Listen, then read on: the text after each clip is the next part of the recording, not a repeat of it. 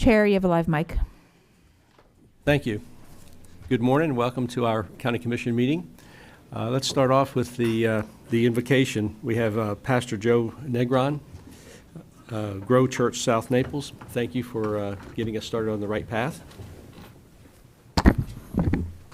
Good morning, Commissioners. Good morning, everyone. First of all, thank you for all you're doing for our city. You can really feel and see the difference. Let us pray. Lord, you are sovereign, supreme ruler. We come before you just thanking you, grateful because of all you do. We know that we can find all good things in you and that you provide for all of our needs according to the riches of your glory in Christ Jesus. Like King Solomon, we just ask that you would give us wisdom to guide your people. We ask that you will grant us blessings and favor so that we could do your will. Your word says that we should seek first the kingdom of God and your righteousness, and all these things will be added to us. So today we ask that you would guide us to truth, that you would guide us to life, that you would guide us to your way. Lord, we ask that even in this Easter time, Lord, that you would just reveal your love all around our city, bringing peace and unity in the hearts of our people. We pray all these things in Jesus' name. Amen. Please join me in the pledge. Veterans may render a hand salute. Pledge allegiance to the flag of the United States of America and to the republic for which it stands, one nation, under God, indivisible, with liberty and justice for all. Leading us in the pledge this morning is Captain Glenn Brown, U.S. Navy, and you're invited to say a few words. Thank you very much. Appreciate that, Commissioner Saunders, Chairman Saunders. Briefly, I am proud to say that I had the privilege of serving our country for 3 years on active duty in the United States Navy and for an additional 21 years in the active reserves, active U.S. Navy reserves. I had it easy. I was a JAG officer, which stands for Judge Advocate General's Corps, which is a lawyer. So compared to so many of my fellow veterans, I had very easy going. But I want to say that I feel blessed to live in a state, and in particular a county, that is home to so many veterans who love this country, who took an oath to protect and defend it, who wore a military uniform, and were prepared to give the ultimate sacrifice if called upon to do so. And I count my blessings in that regard, and I'm really pleased to say that we have two such veterans who serve on our county commission, as you may know, Rick LaCastro and Dan Kowal. They wore the uniform for many years, and they put it all out there. And we're also blessed to have an entire commission of patriots who appreciate the veterans in this community and who not only talk about it, but they act upon it. And they have been working very hard, and their efforts are ongoing to bring a world-class, one-of-its-kind veterans facility right here to Collier County. And I salute all of you for your efforts in that regard. And I salute you, concerned citizens who take time out of your day to be here and to watch your government in action. Thank you all. Captain Brown, thank you, and thank you for your service. Ms. Patterson. Commissioners, agenda changes for April 8th, 2025. First, we have continue item 16D12 to the April 22nd, 2025 BCC meeting. This is a recommendation to award the request for proposal number 24-8280, Services for Seniors, to Southern Home Care Services, Inc., doing business as Always Caring Home Care, Personal Response Corporation, 11 Ash, Inc., doing business as Health Force, Home Health Care Resources Corp., and Always There Home Health Care, Inc., and authorize the chairman to sign the attached agreements. This item is being moved at staff's request. We do have reminders of a court reporter break at 10:30 and again at 2:50 if necessary. And with that, that is all the changes that we have. County Attorney. No changes. Thank you, County Manager. Commissioners, any changes or ex parte on the consent or summary agenda? Commissioner Kowal. I have no changes, and I have no disclosure for ex parte for Commissioner Hall. Same. No changes, no ex parte. Commissioner McDaniel. Yes, good morning, Mr. Chair. I have no changes, but I do have a couple of comments on the consent agenda, if I may, just on two items. I don't really want to pull them. In further review of F8, which is the description of our strategic plan and our priorities and so on, I noticed that the redo for the Immokalee Courthouse, I didn't see that in the list. So, and you and I met earlier yesterday, and so I had a chance to look. And then on 16E2, I'd like some consideration given to, that's the public auction for assets that are owned by the county. There's been decisions made that we move these auctions to Lee County, and I'd like a little backfill on why we're doing that, what we have seen in regard to the benefits associated with that. I understand the rationale. There's more people, the auctioneers there, so on and so forth, but it also moves our assets out of the county and so on. So, other than that, no ex parte and no other changes, sir. Good morning. Ms. Patterson, do you want to comment on the issue dealing with the auction? It's not requisite right now, sir. Unless you wish. I mean, I don't need. I'm not pulling these items. These are things that came at me after we got to speak yesterday. Yes, sir. We'll get you information on both of those. I'll locate where we may have combined that courthouse project along with some others because we had been squeezing those, and we'll get you information on the auction. Thank you. Commissioner LaCastro. I have no changes, no ex parte. And I have no changes as well and no ex parte. All right. If we could get a motion to approve today's regular consent and summary agenda as amended. So moved. Second. All right, we have a motion and a second. Seeing no discussion, all in favor signify by saying aye. Aye. All opposed, that passes unanimously. Item 2A is approval of the February 11th, 2025 BCC minutes. So moved. Second. We have a motion and a second to approve the minutes.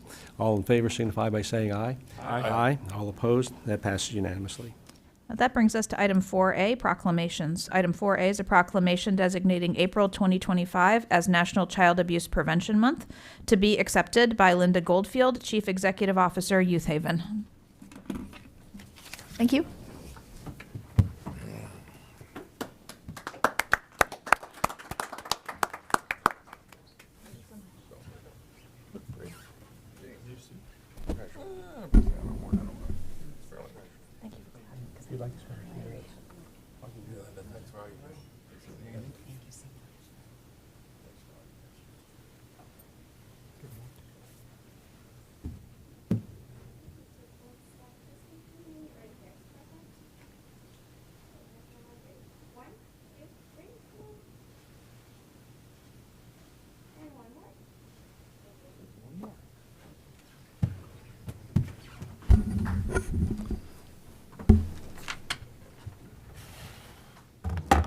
Thank you, Commissioners, for bringing awareness to child abuse. This is National Child Abuse Awareness Month. Youth Haven, founded in 1972, is the only shelter in our community for children who've been removed from their homes by the Department of Children and Family Services for abuse, neglect, and oftentimes homelessness. As a community, it's our responsibility to make sure that our children in the community are safe, are able to heal from the trauma that brought them into our care, because they are the future of our community. And if we aren't helping them as children, we'll be helping them as adults. So thank you so much for bringing the awareness. Anything you'd like to share, Kelly? Thank you so much. Thank you for all that you do as well. Thank you.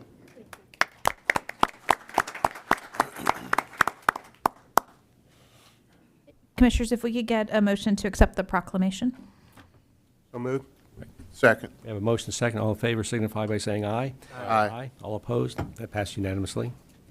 Item 5A is a presentation of the Collier County Business of the Quarter for March 2025 to Great Wolf Lodge, South Florida. The award will be accepted by Jason Bays, General Manager. Also attending are Christina Park and Bethany Sawyer, representing the Greater Naples Chamber of Commerce. We also have Alexandra Castro, Director of Sales and Catering from Great Wolf Lodge. Congratulations.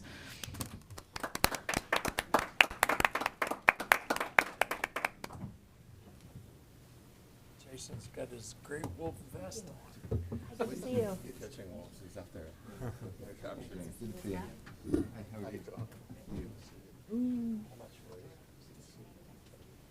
Oh, it's Alex's email, buddy. Hey, how you doing? You're a real person. Hey, Jason. Hey, good seeing you again. Hey, good seeing you. Wiley. You didn't bring Wiley with you? Come on. Where's the wolf?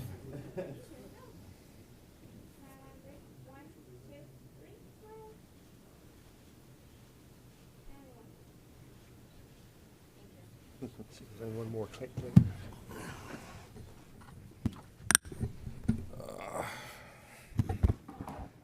Well, thank you, everyone. I'm sorry we didn't bring the wolf next time. I'll take a note for next time. I just want to say thank you. Obviously, a project like Great Wolf wouldn't have come together without all of the support from many individuals in this room. So a genuine thank you for that. Since we've opened, Great Wolf has welcomed 200,000 guests into our facility already. And who have visited us. We've created 725 jobs at our property. 350 of those are year-round. And I can tell you that we call them PAC members. Our employees are PAC members that really make Great Wolf special. This award isn't for myself or for Alex. It's each one of them. We're going to have a very busy summer. Coming up, a lot of people coming to visit Great Wolf for the first time, and we're really proud to be able to offer those year-round employment opportunities. Our PAC engagement scores are surveyed across all of our 22 lodges. We had the highest PAC engagement score of all lodges in our brand in our first PAC member survey in January. And we have the highest guest satisfaction score out of 22 lodges in our network as well, right here in South Florida. So we're immensely proud of the progress that we've made. We're excited to bring more joy to families. The last thing I would just share is we've been very grateful to be in the community, working in partnership with organizations like the Guadalupe Center. We've partnered with Golden Gate High School. We've partnered with the local Make-A-Wish Foundation to bring families and kids to Great Wolf who otherwise may not have the opportunity to experience it. And you can count on us to continue to involve ourselves in the community and make a difference any way that we can. So thank you very much, and I hope everyone has a great day. Mr. Bays, let me ask you a quick question. Please. One of the benefits of having you in this facility in the community is the ability for our local residents to enjoy the park there under certain circumstances. I wonder if you could just spend just a minute so that the public will have a good understanding of how to access the Great Wolf Lodge. Yeah, it would be my pleasure. So we offer day pass for all guests every single day. So anyone local to Collier County can purchase a day pass online to visit our park and spend the day at our facility. Secondarily, our restaurants and our attractions are all open to the public. So we have a big ropes course, a mini golf course, a 24/7 arcade, a Magic Quest adventure game that takes kids about 4 hours to complete. It takes adults about 8 hours. And it takes the general manager of Great Wolf about 10 hours to complete the Magic Quest game. But all of that, any member of the community can come in and enjoy. And in fact, I would also share, in addition to those day pass opportunities and just coming in for the day to spend time with their family, I would mention that we've had a significant number of Collier County residents book hotel rooms, stay overnight, and get the full experience with our kids' entertainment programming. We do 14 free kids' entertainment activities a day. We do a big dance party, a big light show, a Legend of Luna story with our character. All of those things you get with the overnight experience, and we have some great discounted rates out there as well to take advantage of an overnight stay. So those are the opportunities for our local residents. We want our local residents to come out and enjoy everything that we have to offer. I can speak for my 18-month-old son; he loves it. Both the water park and the dry play attractions, and I know a lot of other kids do too in the local area here. And I bet he has no difficulty getting a ticket. That's right. Yeah, he's got a pretty good connection. Yes. Good morning, Jason. Good morning. I wanted to personally thank you. Jason didn't mention it, but they also partnered with the Immokalee Rotary last week and offered auction item up so that we could help raise money for our Immokalee Rotary. Could you answer two questions for me, please? And that is, number one, do you have an idea what your you shared that it was 200,000 people. What's your occupancy rate? Yeah, so we're just coming off of March, where we ran over north of 90% occupancy. And then, as we all know, in the summer months, being able to attract tourists to this area is something that's very important for economic vitality. And I can stand confidently here and tell you that we'll be well over 85% occupancy June, July, and August at our facility. That's outstanding. I couldn't be happier. And I think, Commissioner Saunders, you were kind of alluding to, is the agreement still with Collier County for shelter in the event that the park experiences bad weather and lightning's cracking? The facility can be availed to the people in the park. Is that agreement still floating? To the people in the park. Paradise Coast Park. Oh, Paradise Sports Complex. Yes. So our building's open and ready and available. Yes. Because I remembered that was some of the discussion with leadership when you folks were first coming on, and we thought that 80, 90,000 square foot swimming pool area would be a nice place to stack people. And then my last question is more ancillary than anything, but do I recall that you feed your PAC members, your employees? Is there a restaurant facility there that's part of the operation? Yes. So separate from our restaurants for the guests, we feed each one of our PAC members lunch and dinner for free at our cost every day on a rotating menu. Outstanding. Thank you very much. Absolutely. Thank you. Thank you. Yeah. We could do that. I certainly couldn't guarantee the quality, but we'll give it a try. Free pizza for everybody. Commissioner LaCastro, I'm sorry. Jason, the one thing I just wanted to add is when we talked to the senior leadership of FC Naples, they've said what a great partner that you've also been, being a great next door neighbor and combining in things. And you've had guests that have come over, just happened to be staying when a game was playing. So the only negative thing I would tell you is, so I was standing in front of one of those trees with my wand. Okay, the tree was broken because I know I was in front of the right tree. I know it. So I might be 11 hours to go through Quest. I might break your record. But FC Naples is very complimentary of the partnership, so that's good to hear. Fantastic. Thank you, sir. No, thank you. We've been both Paradise Sports Complex, leadership at Paradise Sports Complex and at FC Naples have been incredibly collaborative. There's a lot of synergy there. We've hosted over 10,000 room nights just from the sports complex alone, and we've gotten involved in many aspects of the community. FC Naples is one of them, and we're proud to do it. Thank you. Thank you. Thank you.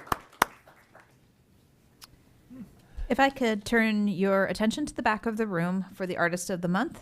This month, we're proud to honor the talented winners of the 2026 Keep Collier Beautiful Calendar Art Contest as our April Artists of the Month. Keep Collier Beautiful has worked diligently to organize this contest with invaluable support from Collier County Solid Waste Division. Each year, students from 1st grade to 12th grade are invited to submit original artwork that highlights the importance of recycling, proper disposal, and their passion for protecting the environment. Many of these young artists also participate in Keep Collier Beautiful's annual community cleanups, including the Great American Cleanup that was March 22nd and the International Coastal Cleanup on September 20th. Thank you. With that, we are at public comments on general topics, not on the current or future agenda. Troy. We have 4 registered speakers, 3 here in the room and 1 on Zoom. Your first speaker is Marcia Oenick, and she'll be followed by Susan Zinder. Just for your timing, we permit 3-minute presentations, and you'll get a 30-second warning when a yellow light goes off. Hi, my name is Marcia Oenick. I live in Naples Park, and I'm a Vanderbilt Beach Library patron, which is what I want to speak about. We have a petition campaign underway. You've heard about it in the media. There are 3 reasons we're doing this. First, Commissioner Hall confirmed to me that Pelican Bay Foundation and the Sheriff's Office have both indicated interest in the property. Second, the 2026 budget process is underway. You are making the county government lean and effective. That is great. Commissioner Hall indicated to me the strategic initiative process may or may not include Vanderbilt Library as something the commissioners would consider at their June budget workshops, and any closures would require public input. Third, the library has previously been considered for closure with the expectation that headquarters library is a suitable alternative.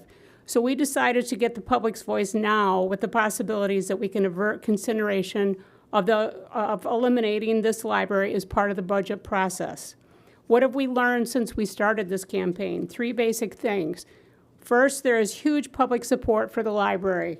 In 10 days at the library and 15 days total, we've received nearly 1,200 hard copy signatures and 1,500 online campaign signatures.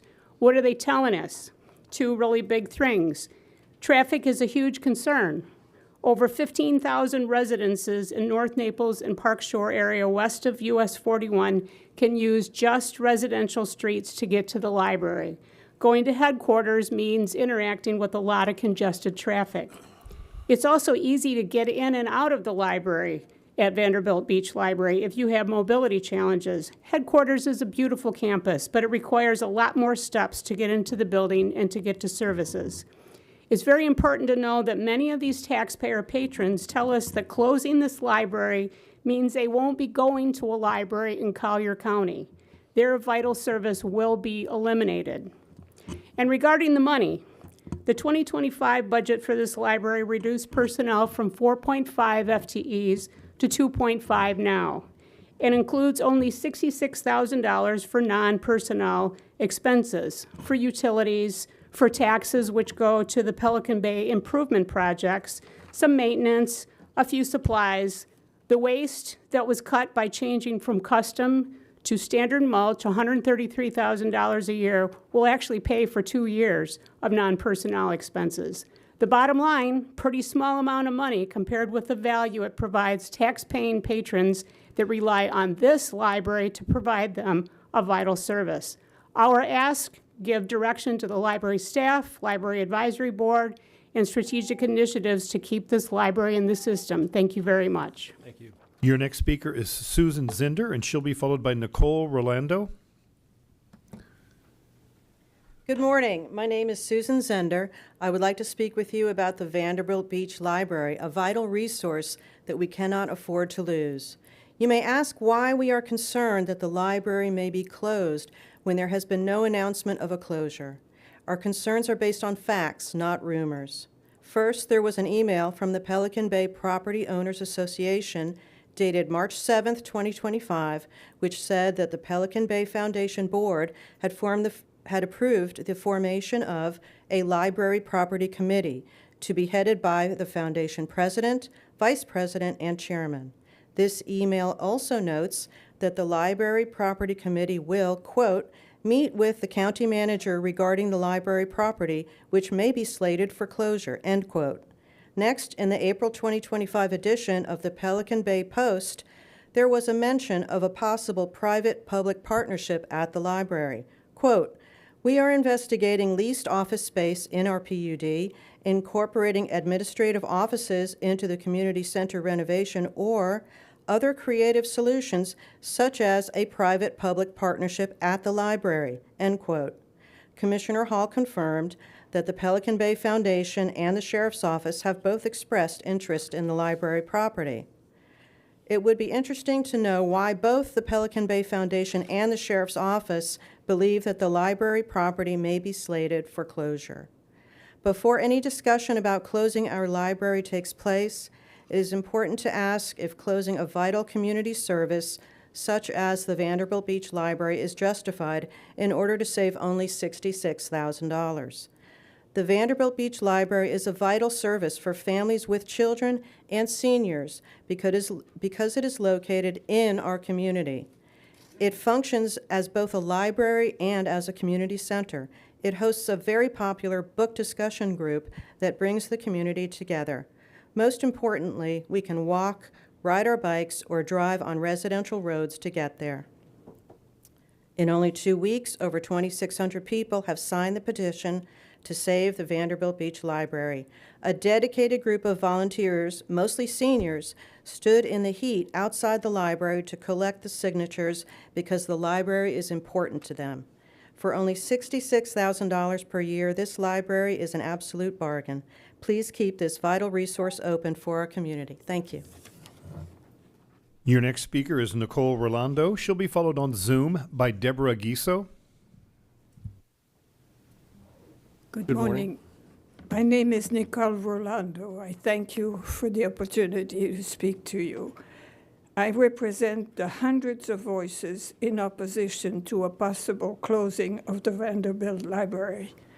This library has been active since 1981 and has fulfilled more than what a normal library does.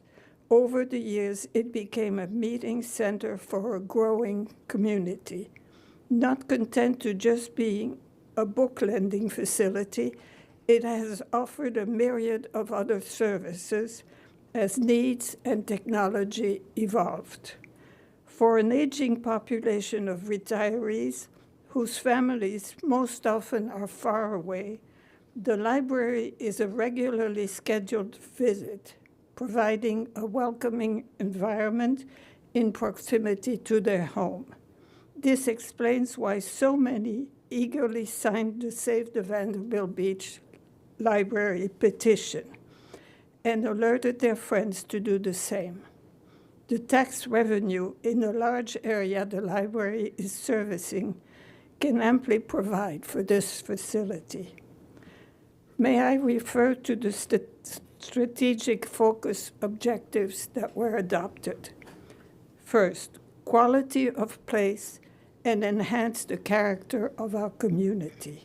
Second, provide quality public amenities and recreational opportunities. So much is said about the importance of continued active participation for the aging. This center is extremely meaningful for many. Not everyone makes use of the parks and outdoor facilities the county provides, especially in a warm climate like ours. It behooves this board to also consider providing air-conditioned facilities.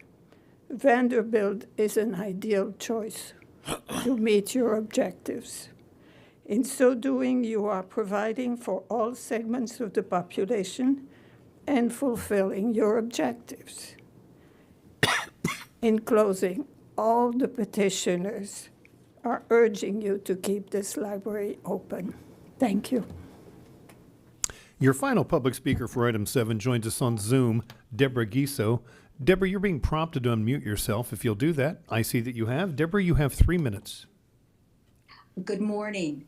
Rather than take the full 3 minutes to repeat anything that was said by the previous 3 speakers regarding the Vanderbilt Library, I would like to add that I have heard the comment that providing a book drop will suffice. There is no one who believes that a book drop in any way, shape, or form is the same as a public library. I know many people today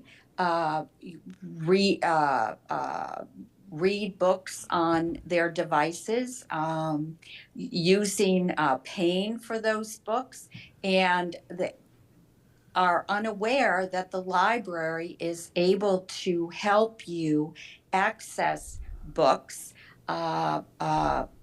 through Libby, the vast, the large number of new books that are available at the Vanderbilt Library, and asking patrons to cross over 41 to use congested roads to get over to Orange Blossom or to travel down 41 to the library on Central Ave is not at all a responsible action. So please consider keeping this vital resource open for the community. Thank you. Thank you. All right, we'll move on to item number 9. Yes, sir. Commissioner, that brings us to item 9, advertised public hearings. Items 9A and 9B are companion items. I'll read them both into the record. Item 9A is a recommendation to approve an ordinance of the Board of County Commissioners amending Ordinance 89-05 as amended, the Collier County Growth Management Plan, specifically amending the future land use element to amend the NC Square mixed-use overlay to decrease the commercial uses from 44,400 square feet to 36,500 square feet of gross floor area, remove the 12,000 square foot daycare use, and increase the maximum residential units from 129 to 205 with affordable housing in the NC Square planned mixed unit development. And furthermore, directing transmittal of the adopted amendment to the Florida Department of Commerce. The subject property is 24.4 plus minus acres and is located at the southwest corner of Immokalee Road and Catawba Street, approximately 1.6 miles west of Wilson Boulevard in Section 29, Township 48 South, Range 27 East, Collier County, Florida. Its companion item 9B is a recommendation to approve an ordinance amending ordinance number 2021-18, the NC Square mixed-use planned unit development, to decrease the commercial uses from 44,400 square feet to 36,500 square feet of gross floor area, remove the 12,000 square foot daycare uses, and increase the maximum residential units from 129 to 205 with affordable housing. The property is located at the southwest corner of Immokalee Road and Catawba Street, approximately 1.6 miles west of Wilson Boulevard in Section 29, Township 48 South, Range 27 East, Collier County, Florida, consisting of 24.4 plus minus acres, and provides an effective date. This item will require your ex parte disclosure and swearing in by the court reporter, so let's start with your disclosures. Commissioner Kowal. Yes, sir. 9B, I do have meetings and emails. Commissioner Hall. I have meetings on 9B. Thanks, Commissioner. Commissioner McDaniel. Meetings and emails, sir. Commissioner LaCastro. Meetings and emails. All right, and I have the same meetings and emails. Thank you. Now, all participants, please stand. Those including public speakers, please stand and be sworn in by the court reporter.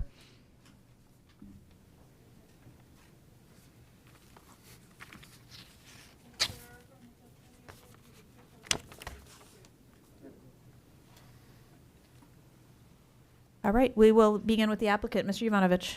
Thank you. Good morning. For the record, Rich Yovanovich on behalf of the applicant. The applicant is HAA Capital LLC, and the consultant team is myself. Jessica Harrelson is our professional planner. Norm Trebilcock is our transportation consultant. Alvaro Yusti and Brandon Fry are our civil engineers, and Bethany Brocious is our environmental consultant on this project. This project is an amendment to an existing subdistrict in your growth management plan and an existing approved mixed-use PUD. Both of these were approved in April of 2021. The original plan of development for the project was for a for-sale affordable housing project together with commercial, retail, and office, and a 12,000 square foot daycare. This project kind of was the first of its kind in the rural fringe mixed use district, because at that time the rural fringe mixed use district did not allow for affordable housing density bonuses and did not allow for commercial development along Immokalee Road as part of the rural fringe mixed use district. In 2023, the county amended its growth management plan to allow for both an affordable housing density bonus as well as for C1 through C3 commercial development in a mixed-use project. Unfortunately, this project went first before the growth management plan was adopted. Market conditions changed significantly with regard to the cost to construct residential units, and turns out with the escalation in cost to construct what were going to be for sale units and the limitation on what they could be sold for, it would cost more to build the unit than what they could sell them for. So the for sale project has not moved forward. Instead, we're requesting to modify the subdistrict and modify the PUD to be consistent with basically today's growth management plan to allow for a rental affordable housing project. It would be a market rate project that would include basically 30% of the units would be income restricted. The request is for 205 rental units, which is an increase in the overall number of residential units by 76 units. However, we're also reducing the commercial square footage from 44,400 square feet to 36,500 square feet. We are eliminating the daycare, so there will no longer be that 12,000 square foot daycare, and we are requesting that increase to 205 maximum units, which is 8.4 units per acre. Under today's growth management plan, we could request up to 12.2 units per acre. I know there's been discussion for, seems like a few years now, regarding traffic on Immokalee Road. This is an existing project. The existing project would allow, or has a trip cap for the PM peak hour of 467 PM peak hour trips. What we're proposing with the reduction in the commercial and the elimination of the daycare, the trip cap would be reduced to the PM peak hour trip of 267. So there's a significant reduction in the overall traffic impacts should this amendment be approved. The requested density, as you can see, is based upon the allowable density in the rural fringe mixed-use district of 0.2 units per acre. The table to your right is the table that's making its way through the review process for an LDC amendment, because the LDC is being amended to reconsider the density bonuses associated with income-restricted housing. Based upon what we're proposing, a 15% AMI at the 80% threshold and 15% at the 100% and below AMI threshold. You can see highlighted in yellow, we split the difference between 7 and 8, so it would be 7.5 units per acre, and for the 80% and below, and it would be 3.5 units per acre for those units that are 100% and below threshold. So under that calculation, our maximum density that we could request would be 11.2 units per acre. However, we're only asking for 8.4 units per acre under the affordable housing density bonus matrix that you should be considering soon. I think it's already gone to the Planning Commission. From a location standpoint, you have to our west Valencia Trails. Valencia Trails is an over 55 community. They attended both the neighborhood information meeting and the Planning Commission meeting, and Jessica will take you through the modifications we made between the neighborhood information meeting and what is now in your packet. And before the Planning Commission, there were revisions made based upon comments that we had.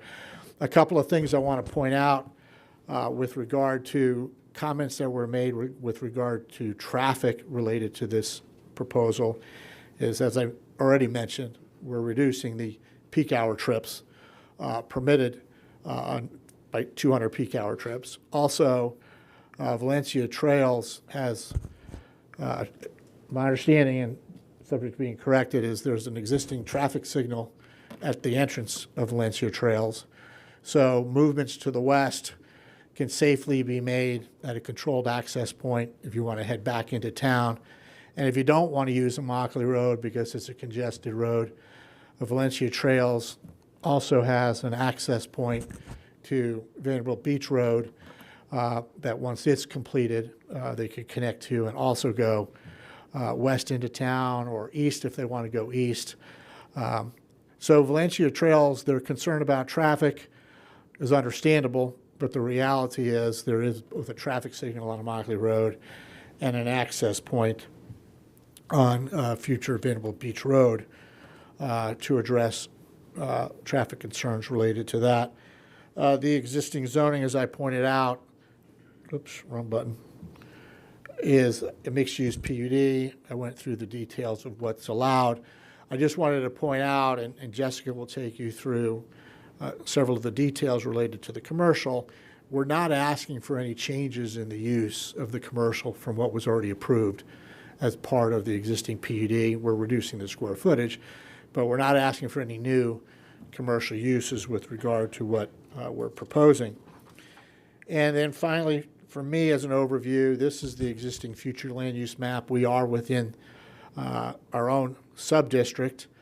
That sub-district is within the Rural Fringe Mixed Use District, and as I've already explained why the project has its own sub-district, and why we need to make changes to both the sub-district and the existing zoning. With that, I'll turn it over to Jessica to take you through the details of the master plan, how we attempted to address concerns raised by our neighbors through this process, and candidly, your staff. Your staff, initially, we asked for 249 dwelling units. Staff said they thought that was not consistent with recent approvals in this corridor, and recommended that we go lower. And we agreed with staff's recommendation and went down to the 205 dwelling units. And with that, unless you have questions of me about the overview, I'll turn it over to Jessica to take you through the details of the master plan.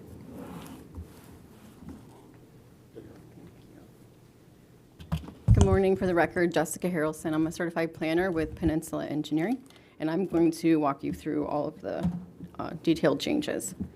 So what you see here is a depiction of the PUD master plan. There's only been a few minor updates to what is currently approved. Get the pointer here. We have increased the width of the western perimeter landscape buffer from 15 feet to 30 feet. This is directly adjacent to the Valencia Trails community. We've relocated the stormwater outfall location to be consistent with the ERP permit. And we've also added a track line that delineates the residential and commercial uses. The areas of these uses have not changed from what is currently approved. Access still remains as a direct connection to Immokalee Road and Catawba Street. The preserved locations and configurations have also remained unchanged. For surrounding land uses, we have single-family residential to the south within the Valencia Trails community. To the west is also Valencia Trails, but it's open space, water management, landscaping. To the east is Crawford Landscaping. It's agricultural use. And to the north, beyond the Immokalee Road right-of-way, is the Twin Eagles Golf Course and preserve areas. Changes to residential development standards. Townhomes have been eliminated as a permitted use, so that's reflected in this table. The setback from the western PUD boundary adjacent to Valencia Trails has increased from a minimum of 30 feet to 100 feet to address compatibility. And the setback from this southern preserve has also increased from a minimum of 25 feet to 100 feet. And the maximum zoned height for residential has increased from 40 feet to 50 feet. There's no significant changes to the commercial development standards, but we did add language to allow for no setbacks and buffer requirements along this internal track line, just to allow the PUD to be developed as a unified development plan. For permitted uses, again, we have no changes to the list of commercial uses. And for residential, again, we deleted townhomes, so multifamily is the only permitted residential use that remains. The project is currently approved for a maximum of 129 owner-occupied units, with 100% of those units being subject to an existing affordable housing agreement. This rezone is seeking to rescind that agreement and increase residential units to a maximum of 205. Of the total units constructed, 15% of the units will be rented to those whose incomes are up to include 80% AMI, and the other 15% will be rented to those whose incomes include and are up to 100% AMI.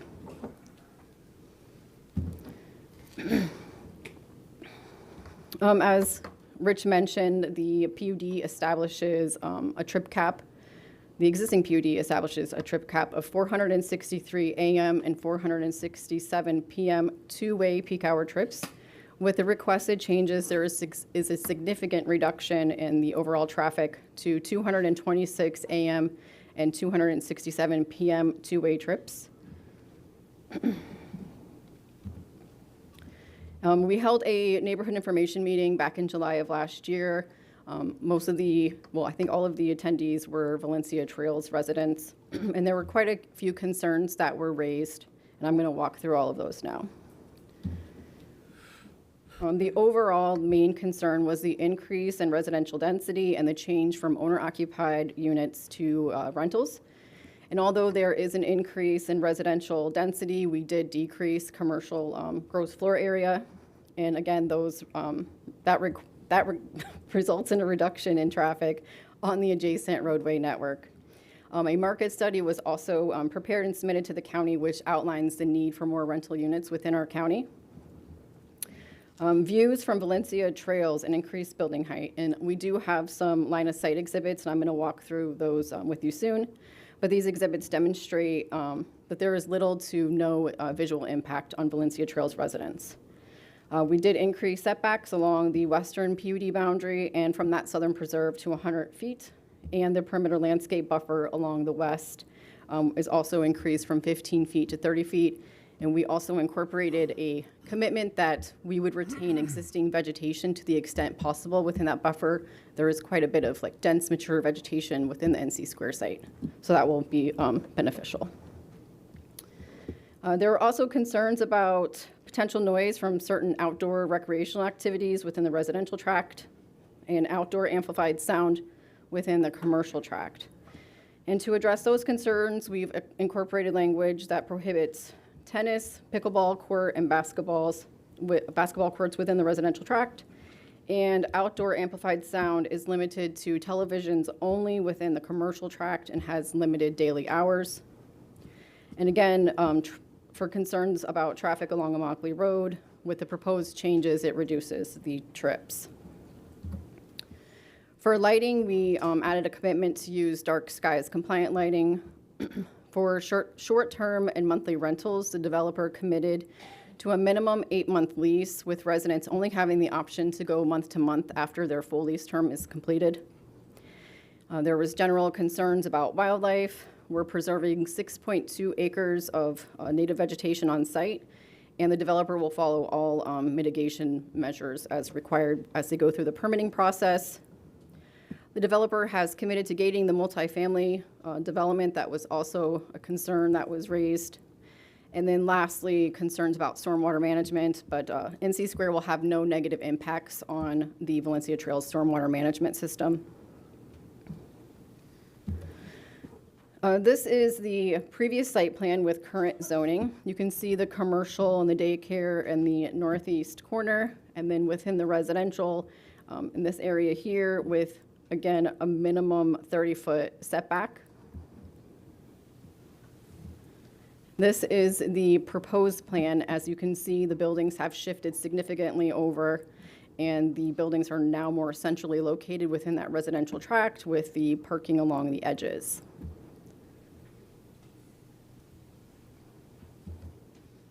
And then getting into the line of sight exhibits, this first one depicts the proposed site plan.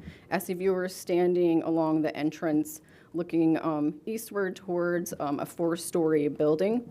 And as you can see, about 140 feet of existing open space and vegetation within the Valencia Trails community. We have a 30-foot buffer within NC Square containing that existing vegetation. And then you have parking, and then you get to the building. Residents, as they're coming in and out of the Valencia Trails community, may have views of the rooftops in this location. This next slide is from the same location, but with the previous site plan. You can see that the building is a minimum of 30 feet. The visual impact here is much more significant. This line of sight is a little further south along the entrance trail, the entrance drive, sorry, looking eastward towards a 3-story building. Again, there's a lot of open space and vegetation, that 30-foot buffer, and then you get to the 3-story building. Residents will have no view of this. This is the view with the existing plan from that same location. Again, you can see that residents would be able to see that 3-story building here. And for this is the last 2 line of sight exhibits are from Jacaranda Drive along the south. In both of these line of sight exhibits, you can see that there's about 240 feet on average of width of a preserve. And then we've increased the setback to a minimum of 100 feet from that preserve for this plan. And then for the existing plan, the buildings were allowed to be 25 feet from that preserve. But again, no visual impacts from the south here. And then I'm going to get into some massing views. This is from Immokalee Road, looking south-southeast towards the NC Square site. You can't see any of the development within NC Square. This is along the entrance drive of Valencia Trails, looking toward the east here is NC Square, and with this view, you cannot see the NC Square development. And then finally, just standing along Jacaranda Drive, there's no view of the buildings. And then that concludes our presentation, and we'd be happy to answer any questions. Pardon me. Any questions from the commission? I do have 2. Just to the north of the property. I saw the aerial, but can you describe what is to the north of the property? So we have Immokalee Road, and then to the north of that is Twin Eagles Golf Course and the preserve. I'm sorry. We'll put the First slide. yeah, that one's fine. Along Immokalee Road, well, I'll just say to the right of the property. I thought that was north, but yeah, right. So there's one, I think it's a less than 5-acre site here that's undeveloped, and then there's Crawford landscaping that wraps around. Okay. And continuing to the north there, past Crawford, that open area, do you know what that is zoned for? It's zoned agricultural. Okay. All right. And then this is a kind of a question, I think, more for staff, but I'd like Mr. Jovanovich to comment on it as well. In terms of the enforcement of the rental limits, the income limits, how do we enforce that from a staff level? And I would like Mr. Jovanovich to comment a little bit about how that will be maintained. I'm not sure who in our staff would be the right person. I'll go first but I would anticipate you all, obviously we're going to have to provide annual monitoring to verify the affordable housing commitment. Likewise, we're happy to give you access to sporadically or however you want to do it. You can look at every one of the leases if you wanted to, but to verify the length of the term of the leases, we would obviously block out personal information. But if staff needed to confirm that the term of the lease was the minimum of 8, we would confirm that in our monitoring report, but would also allow for staff to audit the leases. All right.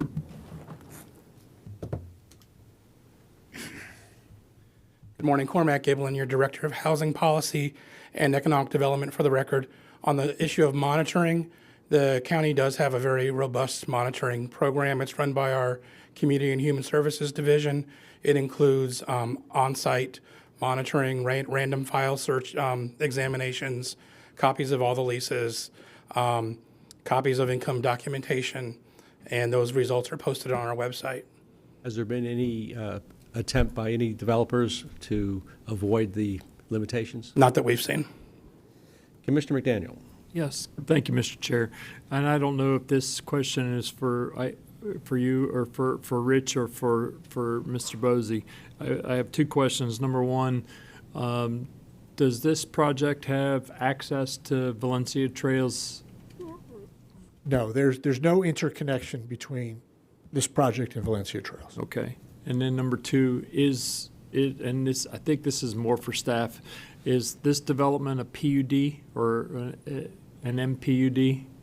It is currently an MPUD and is remaining an MPUD. Okay, well, because one of my concerns was with the C3 designation, it could move over in, if it were sold to somebody else, it could move over into a higher density, live local act development, and we don't care for those. But we did protect that in a previous meeting from a change of use over to a high density affordable housing development, so. Right, and we're not making any changes to what was previously approved as the commercial portion of the PUD. Commissioner Hall. Thank you, Chairman. What are the plans with the space that the daycare is going to be removed? That will be, well, that space is gone. I mean, the footprint will be reduced and will provide commercial opportunities in the 34,000 or 35,000 square feet. Okay. And next question is, how many units fit in a four-story building with the new footprint? I'll get you the number. Remember, we have 2 4-story buildings and 1 3-story building. So, How many units fit in that one building, in one 4-story building? okay, I'll get you, confirm, do you know the number? And it was mentioned that the density is moving to 8.4 units per acre, which was previously approved. And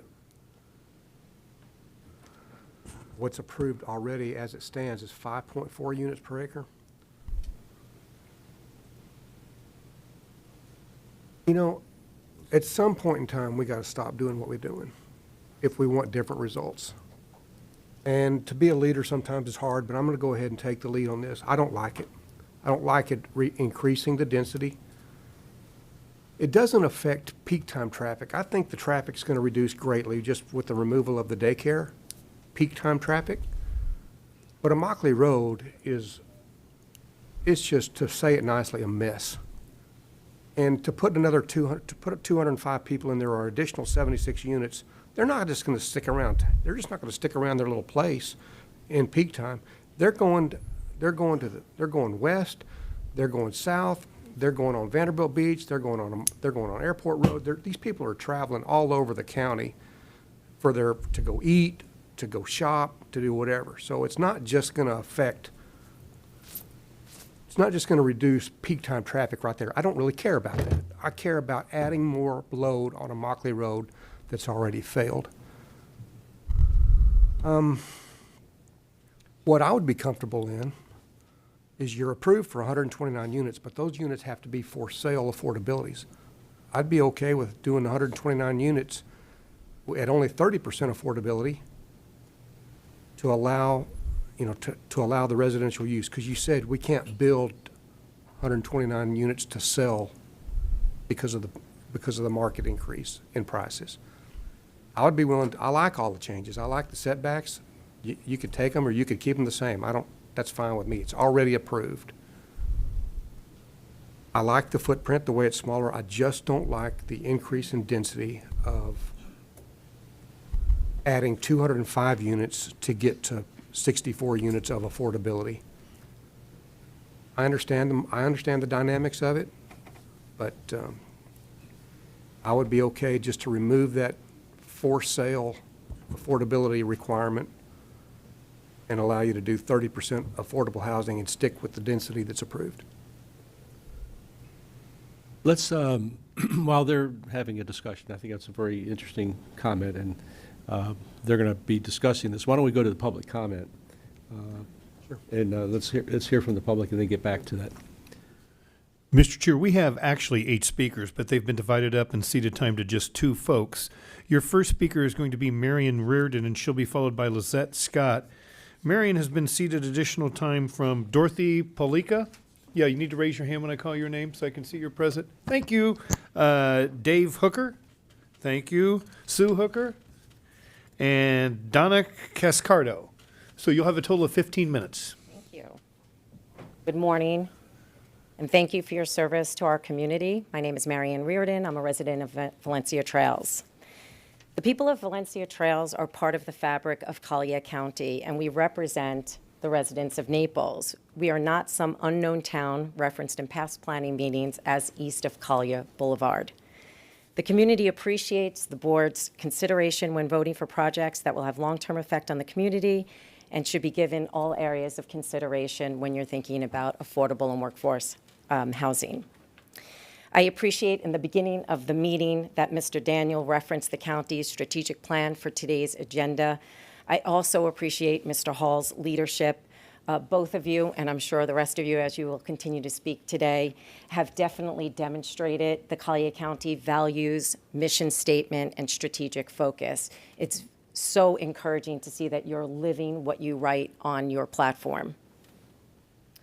I want to pull out two specific things, starting with vision, to be the best community in America, to live, work, and play, and the mission to deliver high-quality, best-value public services, programs, and facilities to meet the needs of our residents, visitors, and businesses. Nowhere in anything that is written for Collier County has anything to do with the developer. It's all about the community and the people that make up the community.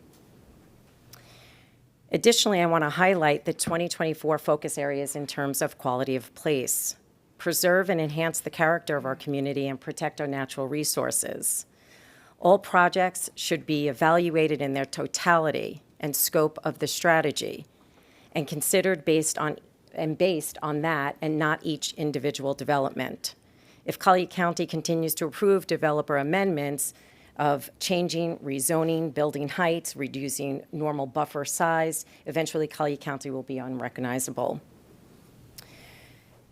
Collier County's 2024 priorities for growth management, there's two distinct pillars under affordable and workforce housing. My research indicated that there has been a dedicated team. I think Cormac, I spoke to you on the phone, and Timothy Finn, I've spoke to them quite often over the last 8 months, and they've done their due diligence to provide statistics and information necessary to make decisions around affordable housing and workforce management. As of last year, there were 50,000 people commuting. I'm sure that there was a deep dive analysis to identify the industry, that it wasn't just construction-based, and it was other industries that were coming into Collier County. However, from there, Collier County has approved a commitment to 106 new developments. 89 of those are designated as rentals. That's 84% of the total. 17 are designated for owner-occupied, or 16%. However, that number is dwindling based on developer amendments. 43 of those locations are in Naples, or 41% of the total. And right now, we have just under 30,000 units and over 13,000 that are designated rentals. That's 42% of the total. Additionally, if you look on Zillow or rents.com, there's 5,000 units currently for rent throughout Naples, and it appears that there's a disproportionate number of rentals against owner-occupied in Collier County. So what's missing? The missing middle housing option. It creates more diverse and affordable housing options to build equity, stability, and sense of community for Collier County. To be clear, our community, Valencia Trails, of 838 single-family homes, about 1,700 residents, we embrace the Collier County initiatives in affordable and workforce housing as long as it's proportionate to what the strategic objectives are, and Mr. Hall spoke to that moments ago. 700 residents did sign a petition opposing the amendment of going to rentals, full rentals versus owned and occupied.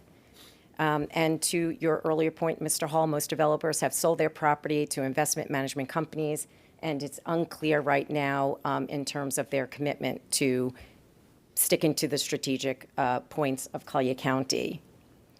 So in 2021, the development was approved for 120 to 129 townhomes. It is noted on every ordinance, the word townhomes, at the owner-occupied at the moderate and gap level income. The developer wants to change that to low and median income level, but as I already stated earlier, almost 89% of what we have in Collier County is designated to rentals. So it's a disproportionate amount that we have. What's missing is the missing middle income option. In previous board meetings in January of 2025, concerns at the county level have been addressed. It was noted on your minutes of your board meeting: population density, traffic, low-income housing, and of course, residents and their perception of not in my backyard. It's encouraging that these are on the radar of Collier County officials and measures are being taken to address them. Additionally, documented by FBI.gov, which I have a copy of, published a paper on variables affecting crime. And I'm going to pull out just 3 of those, not the 13, but population density and degree of urbanization, variations in composition of population and stability of population with respect to residents, mobility, commuting patterns, and transient factors. Additionally, although we've requested from the Sheriff's Department, and they're super busy, so we can understand the delay, we have requested an upswing of vehicle accidents that have happened on Immokalee. The developer updates, I'm glad Mr. Hall mentioned. We do appreciate the updates that they've made in terms of the consistency with the buffers and the placement of the buildings, the residential, and the delineation of the commercial track and the residential to have a gate around that. However, we are asking that you stick to the owner occupied at the 120 or 129 townhomes.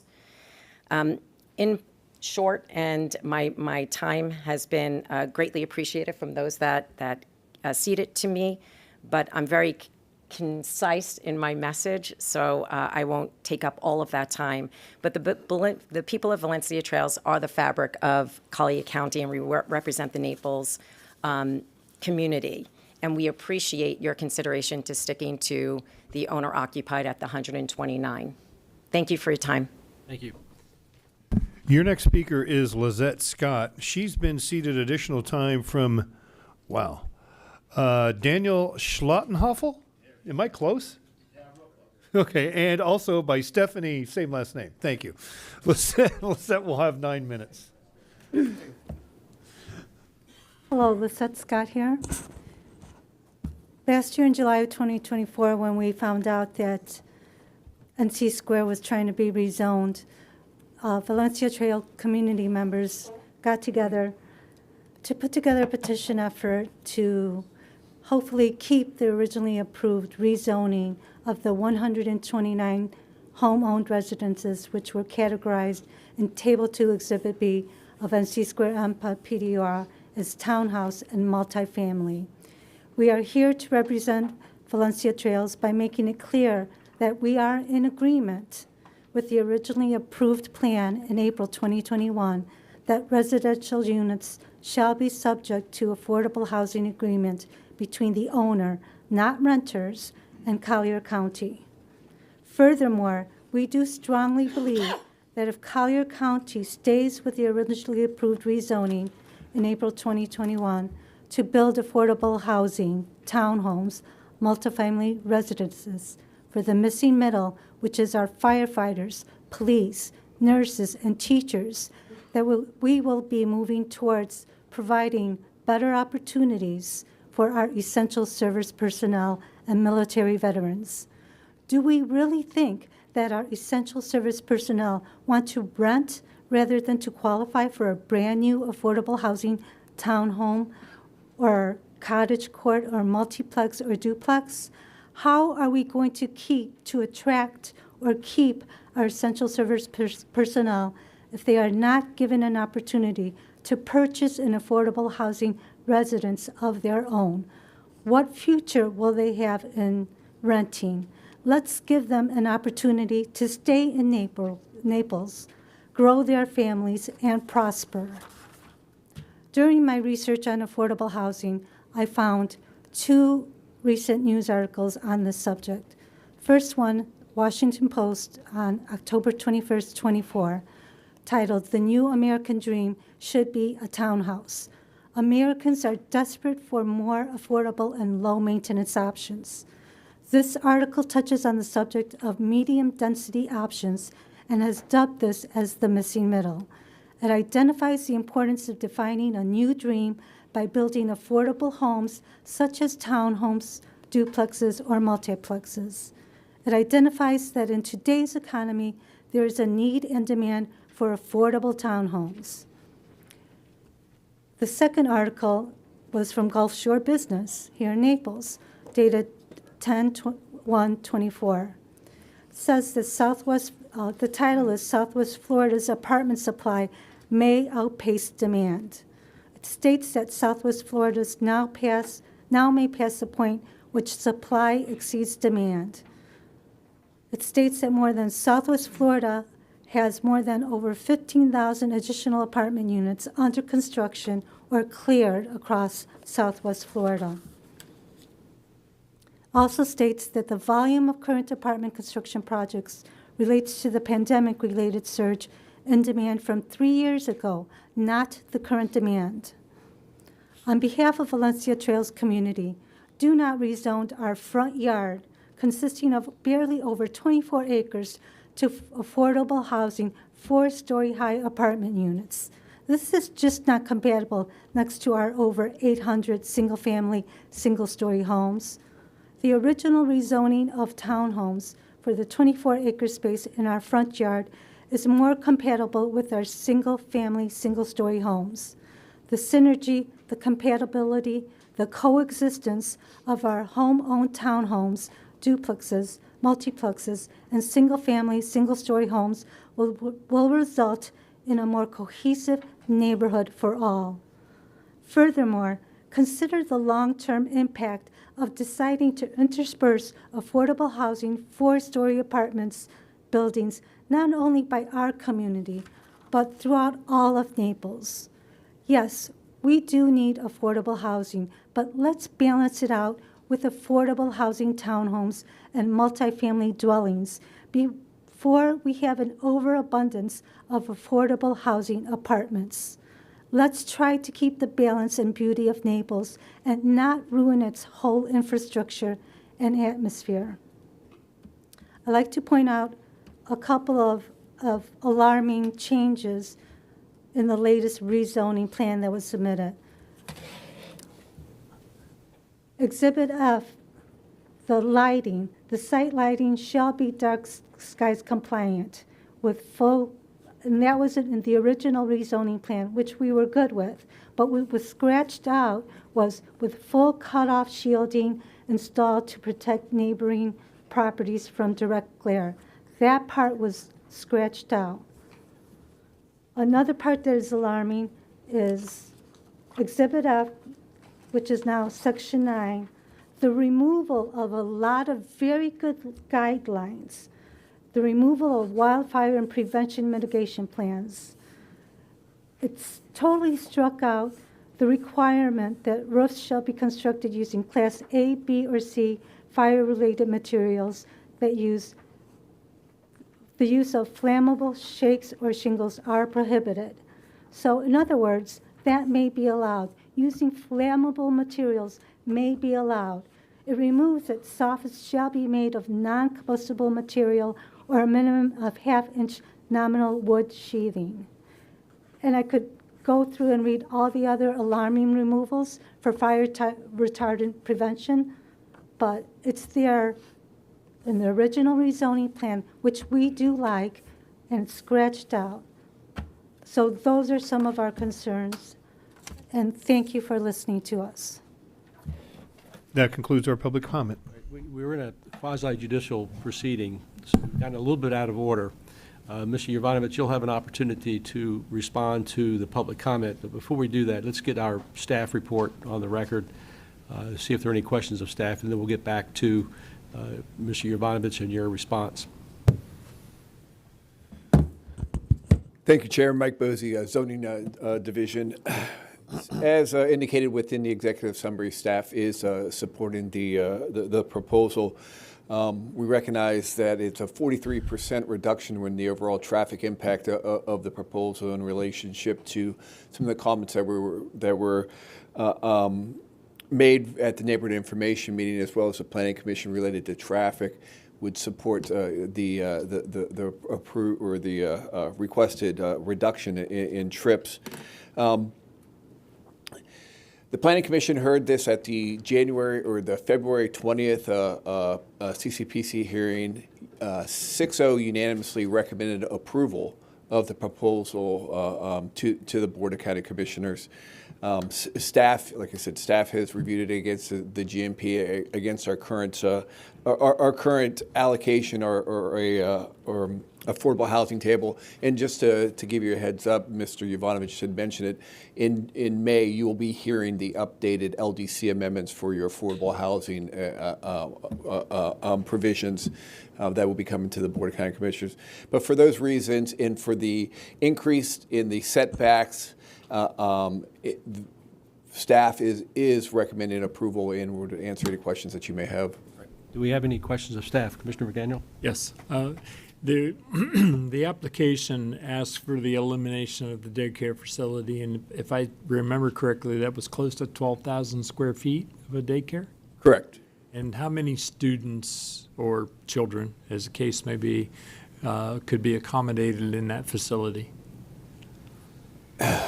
Plus minus, maybe. I'm trying to strain this to remember the TIS. I wasn't here in 2021 when it was approved, but I believe it's over 100 students could be accommodated within that facility. Yeah, I'm going to guess it's more than 100. Maybe I'll ask the applicant if I may when that comes around, because where I'm trying to go is with the use change, with the density change, and the elimination of that.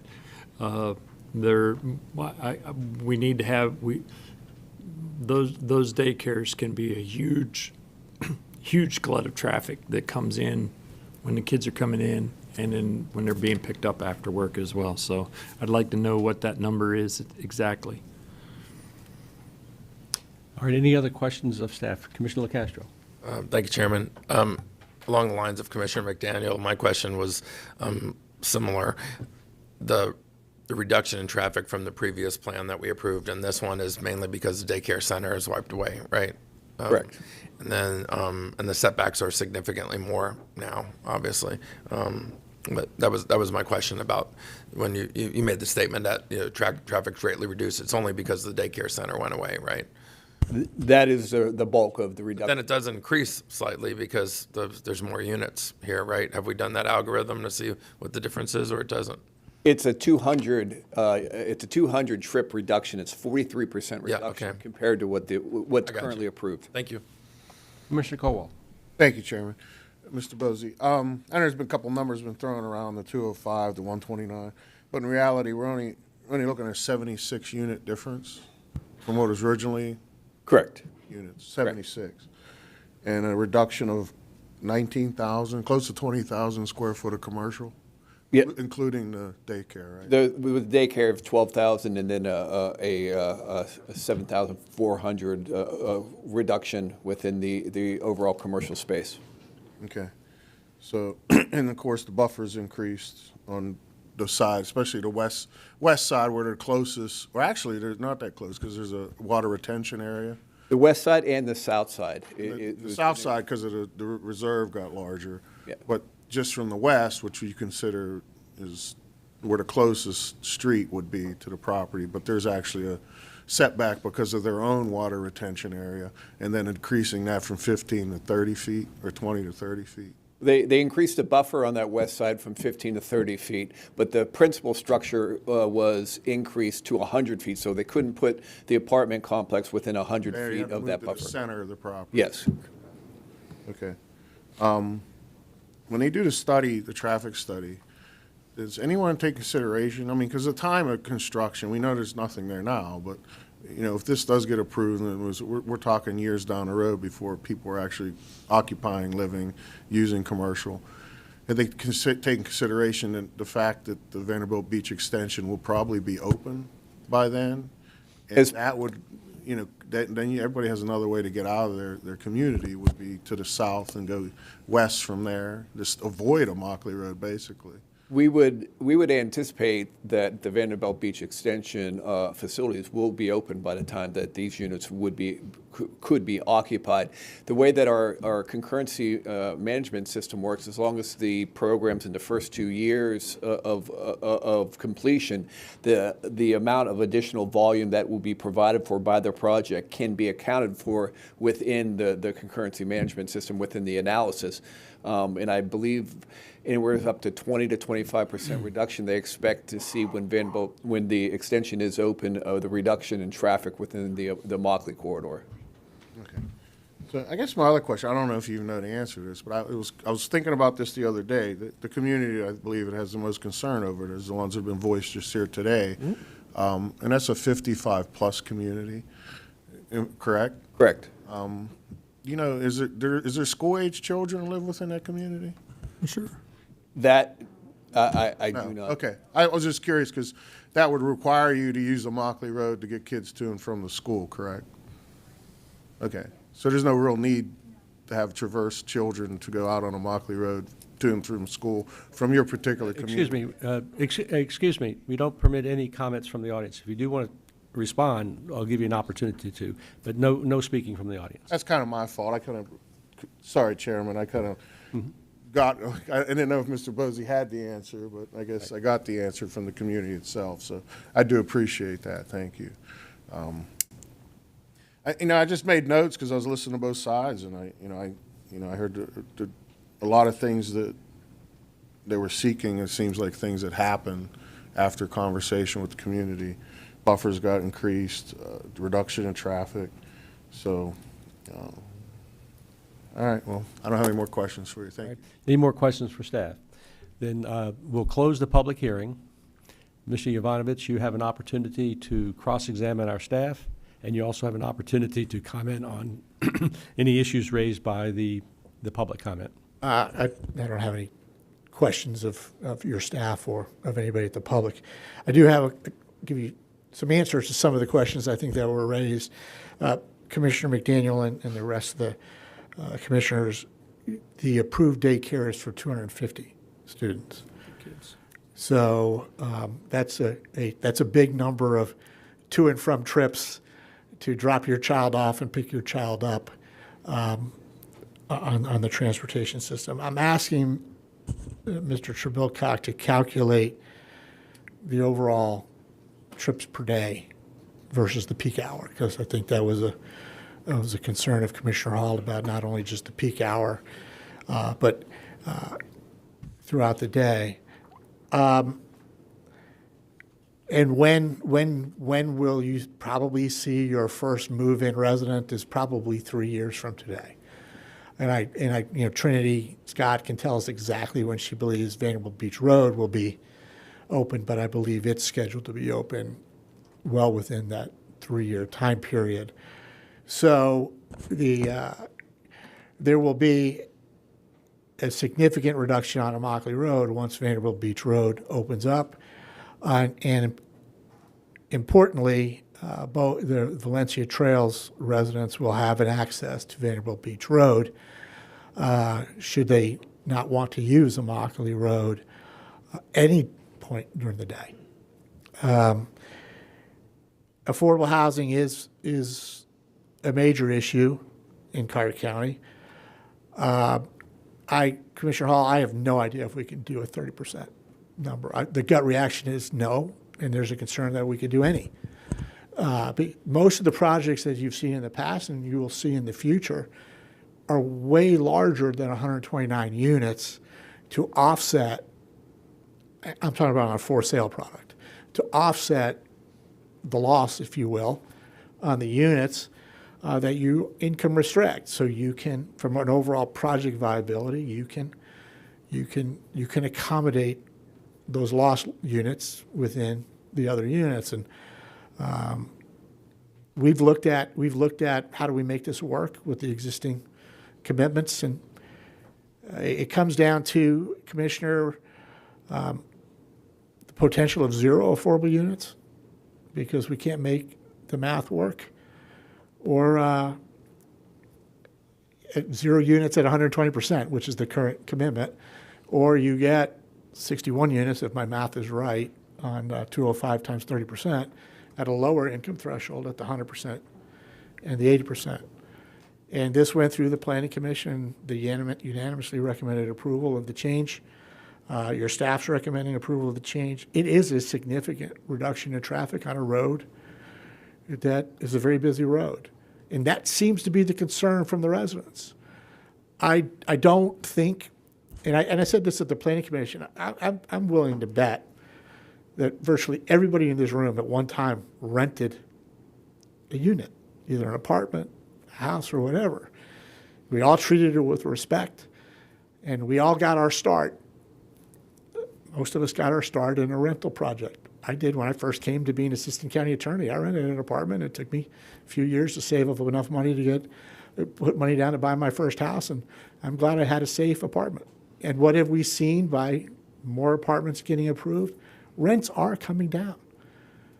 And that's been the concern about rents, not only for affordable rents, but for people who don't have not income qualified, is bringing the rents down into supply and demand economic analysis. This project, based upon what I've heard from the community, and it's just not our neighbors, but I think we've addressed our neighbors' concerns. One of the comments about the change to the PUD, and we've somehow now can have flammable rooftop shingles. Well, we can't.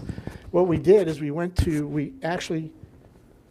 what we actually did is we took an outdated provision in a PUD and modernized it to every other project in the Rural Fringe Mixed-Use District commitment, that we actually have to have an approved wildlife prevention mitigation plan that addresses structural design and building materials.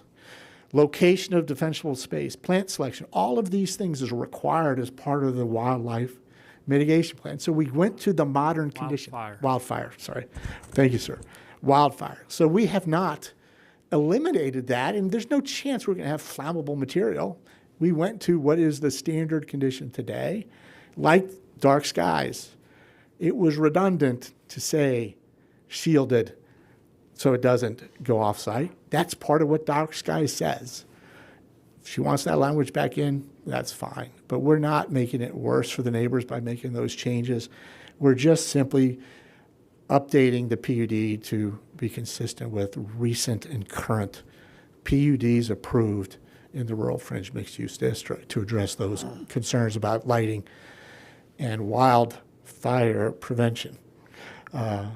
So with that, I don't know, Norm, do you have your answer yet? Nope. He doesn't have his final numbers yet. I think we're almost at the break. We're going to have some comments before, so he'll have some time. Mr. Giblin, if you could come on up. I do have a couple questions for you. While he's coming up, Commissioner McDaniel. Yes, Rich, don't go away. Was there any ever discussion with regard to a limited access for the folks in Valencia Trails to be able to get to and from the commercial without coming out onto Immokalee Road? The problem with that is we have our preserve up. Let me get to the master plan. Amy, can we go back to the? Thank you.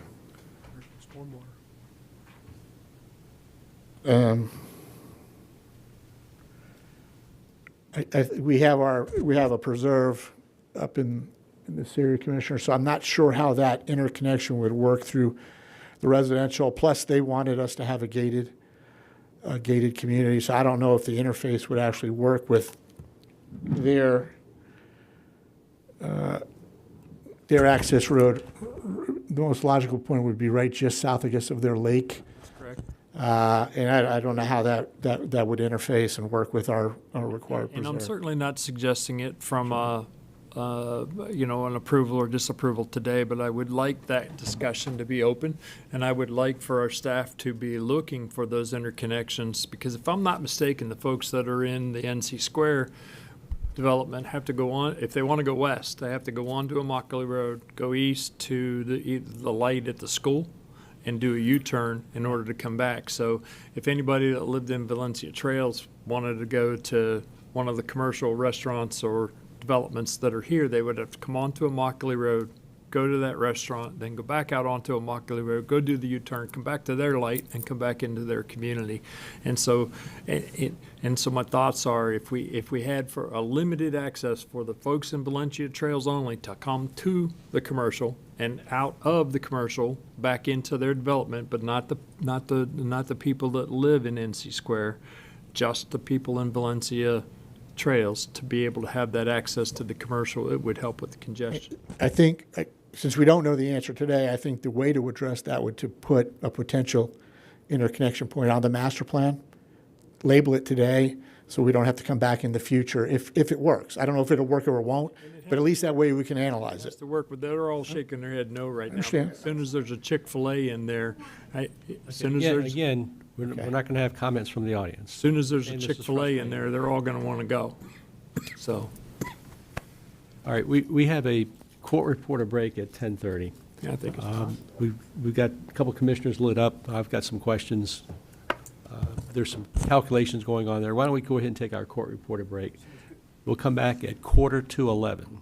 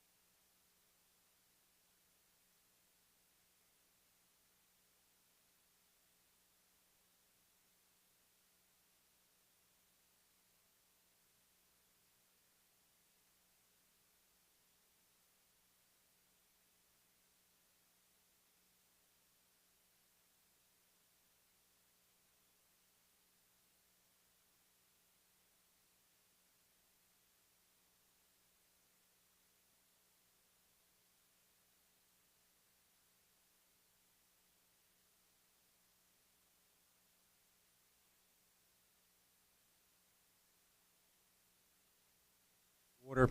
Mr. Jovanovic, during the break, I got a request for a member of the public to make another comment. Marion Reardon, Mr. Klasko, I assume it's okay to reopen the public hearing for just a moment? To Board that? discretion. Mr. Jovanovic, do you have any objection to doing that? I'm not going to get in the way of the public participating in the process. Okay, so we're going to reopen the public hearing for just a moment for Marion Reardon, and you'll be limited to the 3 minutes. Great, thank you. A couple of things. At the planning hearing in February 2020, Mr. Shea advised the community, knowing very well that the decision-making process is with you guys, and encouraged us to do so. Secondly, there was a female planning commissioner that was not in favor 100% of the change, and she did put that on record, so I guess somebody can look that up.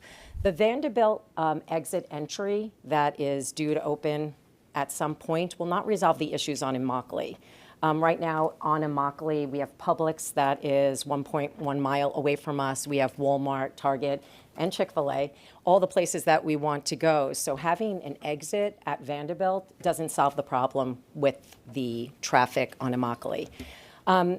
The other thing that I want to speak to is we have west of us right now a school being built. It looks like it will probably be built before school opening of this year.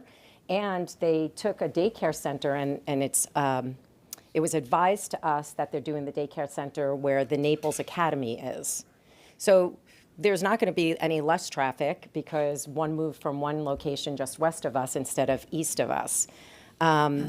You know, what we're asking for is not to have and maintain the workforce affordable housing, and that's what was approved. And, you know, to have 8-month rentals with month-to-month rental doesn't solve the problem of stability, building equity, and building a sense of community. If we're really focused on the firemen and the nurses and the teachers and the policemen, we're going to provide them, though, affordable options in the missing middle housing, which we don't currently have today. Right now, today, the commitment from Collier County and the approval from Collier County, the 106 new developments with over 30,000 units, and 13,000 of them right now are for rentals. You're talking about 86% of the total.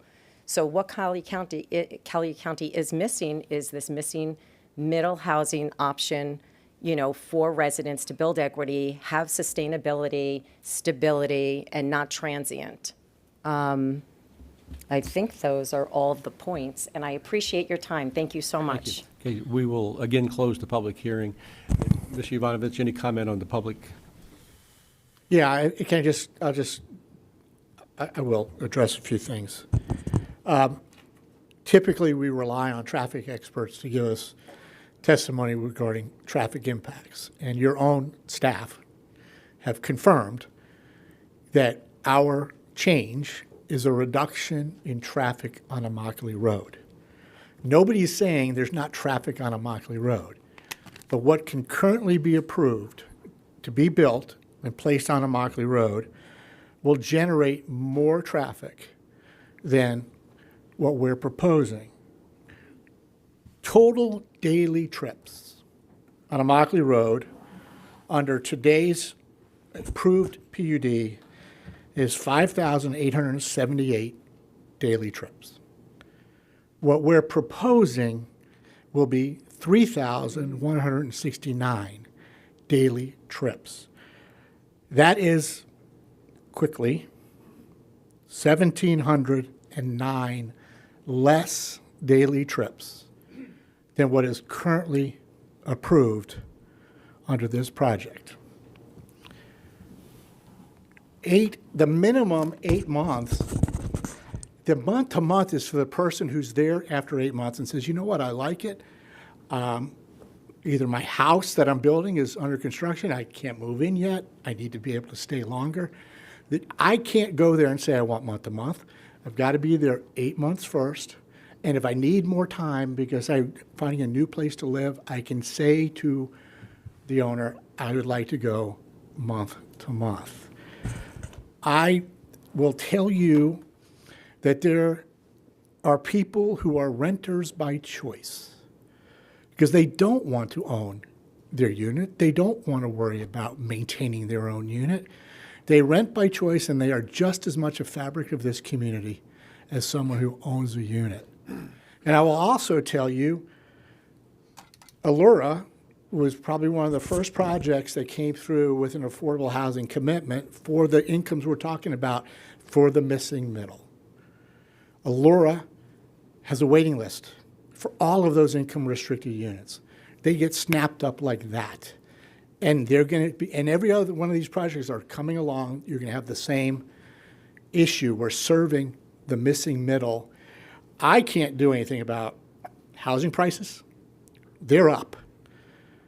The missing middle in Collier County, I don't know what they're going to do to come up with the deposit in the first place and be able to afford the mortgage payments with current interest rates. We are serving the missing middle. We can't solve all problems, but from a traffic standpoint, we are a significant reduction peak hour and throughout the day. And that's what we keep hearing from people is traffic, traffic, traffic on Immokalee Road. This is a good project. Your staff supporting this project. And our request is that the commission, based upon all the expert testimony regarding traffic and regarding the facts of what the impacts are going to be, and the facts that, I did quick math. If we stayed at the 129 and we did 30% of those units, you'd have 39 units of affordable units. And if you did our proposal, you end up with 62 income restricted units at a lower income level that we're serving. This is a project that is ready to go. And ready to go means in 3 years, people will actually be living in it. But that's the process, as you know. It's not going to open up tomorrow. But it is a good project. It was well received by the Planning Commission. This project, this parcel was always intended to be developed for anybody to wish it wouldn't be developed. And frankly, this project was approved since before the vast majority of the people who currently live in Valencia Trails moved in. So the impacts of our project should have been anticipated, and we request approval. I have a couple questions for Mr. Giblin, and then we'll get to the comments and questions from the commission as well. There's been a lot of discussion about the number of workforce or affordable housing units that have been approved. Can you give some clarity to the number of units that have been built and the number of units that have been approved?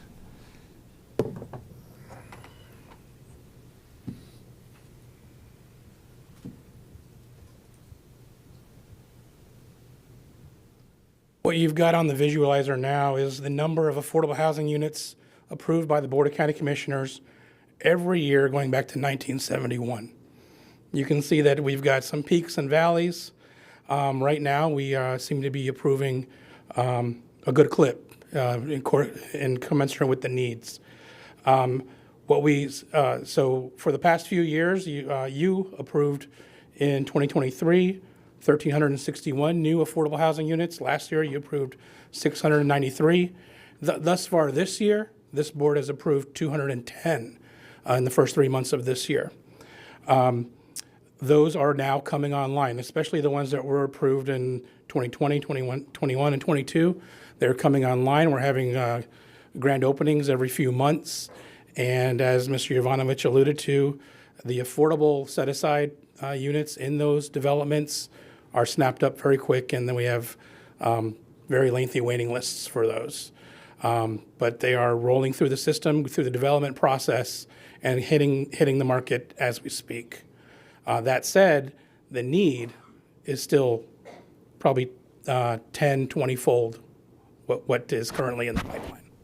And then, Mr. Bosey, there's been discussion about the number of units that have been approved. Do you have any, just off the top of your head, some estimates of the number of apartment units that have been approved over the last 4 or 5 years that have not been built? Mike Bose, Planning and Zoning Director.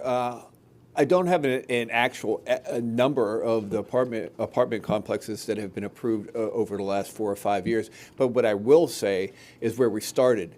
Single-family homes make up about 83% of your residential inventory. That's extremely high. We're trying, what we've done in the past 4 or 5 years with the approval of these multifamily apartments is provide for more variety within your housing type. And that's something that's beneficial from an overall supply standpoint. Okay, I think we have some numbers on the screen here that answer my questions. If you'd leave that up there, Commissioner Castro. Thank you, Chairman. I'm sort of making a plus and minus list, just positives and negatives. I follow along the same lines as what Commissioner Cole said. It's a 76 increase in units, but to me that's not astronomical because there's other trade-offs: lower traffic, less square footage, higher setbacks. I appreciate what the citizens say about Valencia Trails and creating cohesion, but one of the things that is also important to me is that our community has options, and just as Mr. Bosey, he called it variety. Cormac, in Valencia Trails, do you have an estimate of how many homes in Valencia Trails are currently for sale? In the break, I was able to do some research, pulling on some of the data sets that we have access to, help with our partners at NABOR and other resources. Right now, there are 25 homes listed for sale in Valencia Trails, ranging from a 2,300 square foot 2-2 for $775,000 to a 4,718 square foot 5-4 for $1.9 million. And then all between those, the other 23 of them lie. Yeah, I'm not saying that skews my decision, but I'm trying to maybe open the aperture a little bit and give the comments that the citizens said the respect that they deserve, which is, hey, people want to own their own homes, and in Valencia Trails, seems like there's options there. I'm not saying there's 400 homes for sale, but there are homes for sale, but they're kind of pricey. And the one thing that I know is in my district, when we've built apartment complexes similar to this that had about the same algorithm of affordable versus the other apartments, I mean, they fly off the sheet. I mean, there's a huge, gigantic waiting list. So folks that it would be advantageous to live in this area and they have the means to buy a home, there's certainly a lot of options inside Valencia Trails. But, me personally, as I'm sitting here struggling with the decision, or I guess weighing it, it just would seem that to create variety, as Mr. Bosey was saying, in this neighborhood and lower traffic and all the other positives, it would have merit. I'd have to hear something. I'm leaning more towards, I won't say I hate this project less, which is what a lot of times I say, but I like it a lot more with the changes. No project's going to be perfect. The comment about the daycare center, I don't know that you guys took this daycare center and moved it over to the school. The chance of having 2 daycare centers is what would have happened. And so not having this one means the one that at the school is creates a little bit less traffic than if you had both of them. But I appreciate the stats on the homes for sale and the amounts. It solves a little bit of my concern, which is, are there affordable options in here? And I really don't consider the people, at least that live in my district in these type of apartment complexes, transient. I meet these people all the time, and they work at NCH. They're firefighters. Some of them are retirees. I mean, it runs the gamut. And these aren't folks that are blowing through town for 8 months. These are folks that can't afford a $1 million home, but then when they see the options that we have cut the ribbons on and the things that are coming, they're salivating, waiting for those things. So that's about where I am. And I do like the changes that are made in lowering traffic and increasing setbacks and the square footage. But I appreciate the data. Cormac, thank you. I need to correct a number I gave you all. I used to think math was my strong point, but apparently it's not. I said that we were reducing traffic daily by 1,709 trips. It's actually 2,709 trips that we're reducing traffic by, and that's a 46% reduction from what's there today. So I misspoke on wildlife, and I misspoke on my math number. So, Commissioner Hall. Thank you, Chairman. Mr. Bosey, can you throw up that little graph that said how many affordable houses? Yeah, that blue one. So 2022 was 924. Okay, I got the numbers right. Thank you. I am all about affordable housing. sat on the board over there in the committee for 2 years, and I thought we did some great strides.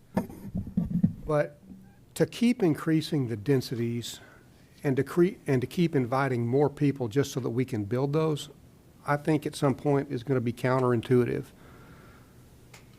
And to prove that, since 2023, just in the last 2.5 years, I'll use 2022's figures because some of those units are just now coming on board. Like, what's the one there at Immokalee and 75, Aspire? That's 300 and something units total. Only, I don't know, a small percentage of them are affordable. But that's not even, those people are not even in there yet. So that's not even increased. That's not even going to be on Immokalee Road yet. It's coming shortly. But as far as the congestion that we all feel and see now, that's not even there. It's been mentioned that rents are coming down. Free market capitalism always works. It always works. And to get ahead of that curve, we made a valiant effort of approving over 3,188 affordable units in the last 3 years. But to get to that 3,188 affordable units, we've approved a total of 11,629. These people aren't even on the roads yet. They're approved and they're coming. So when we talk about reducing traffic, we're reducing traffic. What we're reducing is ghost traffic. The daycare is not even built. So we got what we got. I'll stick to it. We got what we got without adding anything that's already been approved. It's already a mess. Anything that we add in that corridor is going to magnify the trouble. And, you know, I love property rights. I'm all about property rights. If you've got property rights, they're sacred to me. We're not going to remove those. And everybody has the chance to ask to do something different. But we don't owe you a zoning change. We don't owe, as commissioners, anything that's been asked. We're not bound by our duty to just approve it. And at some point in time, I feel like we have to draw a line in the sand. And let's let what we have already approved come on board. Let's let the decisions that we've made in the past, let's let that come to fruition. Let our infrastructure catch up. Yes, Vanderbilt Extension is going to be coming on board, but that's going to help some. It's not the magic bullet. I can promise you it's not the magic bullet. Mr. Yovanovich, you had mentioned that we can't do 30% at 129 units, but we just approved the project that was 150 units at 48% affordability. So I know that it can be done. So that's why I was asking I'm good with just to stick with the 129 units, that's sticking to the property rights that are approved. If we can get to 30%, 20%, if we can get to an affordability element, I'm happy. And if we can't, then I'm all about just letting it be 129 units that are there. At 120% of the median income, that's getting very close to market rate prices. And we've seen the rents come down. As vacancy rates rise, rents will go down. And I mentioned that the reduction in traffic is ghost traffic. And the 3,189 daily trips, you know, that's, to me, that's a dart that you throw on the wall and see which circle it lands in, because there's no way you can figure out where people are going, why they're going, once they live there. The Planning Commission has approved this. Call it unanimously, call it, 6-1, 5-1, whatever. They have approved the project. Staff is behind the project. But they're not the policymakers, y'all, we are. And at some point in time, we have to manage the growth. That doesn't mean approve the growth and then try to manage what's coming. It means manage the growth. And I don't like to get the cart before the horse. and I feel like we're beginning to get there. We've got 11,629 units that are approved in the county that are not yet built. And out of that, we've gotten 3,188 of them as affordable, with rents coming down. So, as I mentioned before, if we keep doing the same thing, we're going to keep getting the same results. And the results that we see and feel on the road, especially our constituents, they're not good results. And so I'm going to oppose this unless, or if I'm all for all of the changes. I love the changes. The only thing I'm going to oppose is the increase in density. And in doing that, I'm good with the 129 units market rate rents, or if you can get to some affordability, it would even make it better. My comment is similar to what Commissioner Hall has just said. I don't disagree with him. I think we may be at a bit of a turning point here. I've been talking about the traffic on Immokalee Road for quite a while now, as everybody knows. And so recognizing that this petition would reduce the potential number of trips, it still raises the issue of increasing density on Immokalee Road, something that I've had some issues with for the last year or so. And so I've got some issues with this going forward as well. And that may be a message to the petitioner that maybe they need some time to evaluate what you have suggested, and which we can provide to the petitioner. Commissioner McDaniel. Yes, two questions, and the first has to do with the rentals. Is there specific language that delineates the 8-month, then month-to-month, and not there is specific language in the document that protects that? Because that was one of my statements that I wanted to whack. The month-to-month, I didn't want to just allow for month-to-month rentals because that brings in a whole myriad of circumstances. I guess my question to my colleagues, Commissioner Hall, do we need to continue this item for, because I believe this requires 4? Yes. So I think maybe we ought to continue this item to allow for some additional dialogue with the applicant. One of the things that I'm going to ask for you to give some consideration to, Immokalee Road's a train wreck. We all know that. It took me an hour and a half. I drive that road every day. It took me an hour and a half to get here this morning, sliding in sideways to make our meeting. Now, it was raining, so there were 3 accidents along the way. But the bottom line is Vanderbilt Beach's extension will be a relief valve of Immokalee Road. Vanderbilt Beach's extension was triggered by our GMP well in advance of any of our tenure on this Board of County Commissioners. It was triggered by our GMP in 2006 to be constructed in 2006 for the people that had arrived by 2006, let alone all of the folks in Valencia Trails and the other 17 years of population growth that we've experienced. So we're not fixing Immokalee Road with this development one way or the other. Immokalee Road is a train wreck. I don't think anybody can argue with that. Vanderbilt Beach's extension and its completion out to 16th and then the second phase on out to Everglades Boulevard is going to be, and I don't have the stats right now, but it's going to be a relief valve to Immokalee Road and have some substantive reduction on that traffic.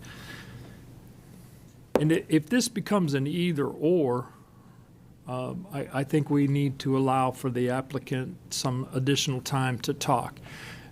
I think it's important for us to remember if we deny this today, and I'm counting the noses and I see that it would get denied if we voted on it today.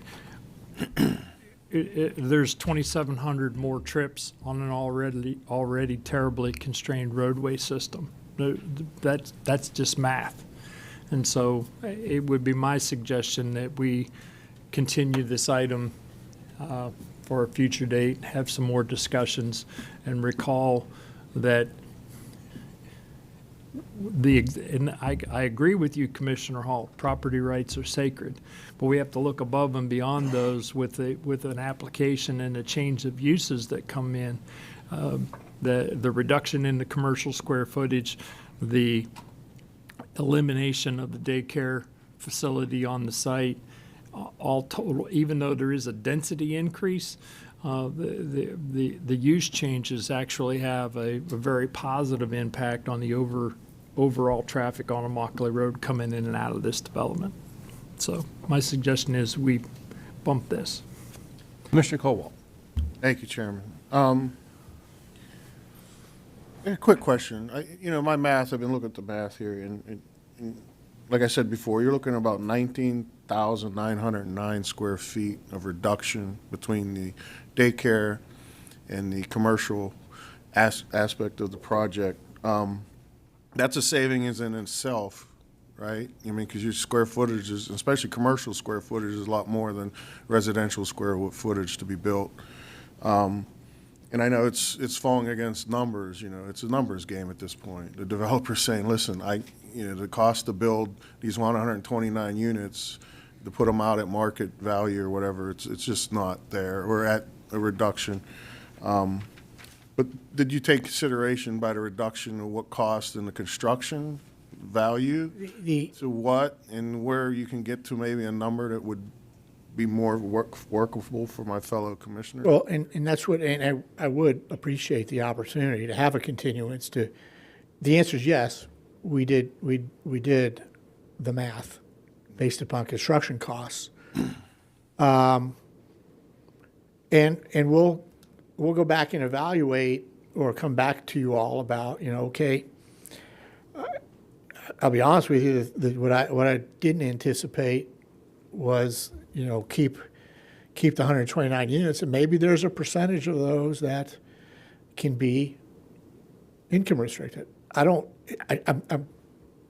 never say I'm 100% on anything, but I'm pretty sure it's not 30% for for sale product. I don't think you can compare a for sale product to an apartment complex and things like that from a what it costs to build each unit. But we need to look at. We'll go look at that, and we'll see.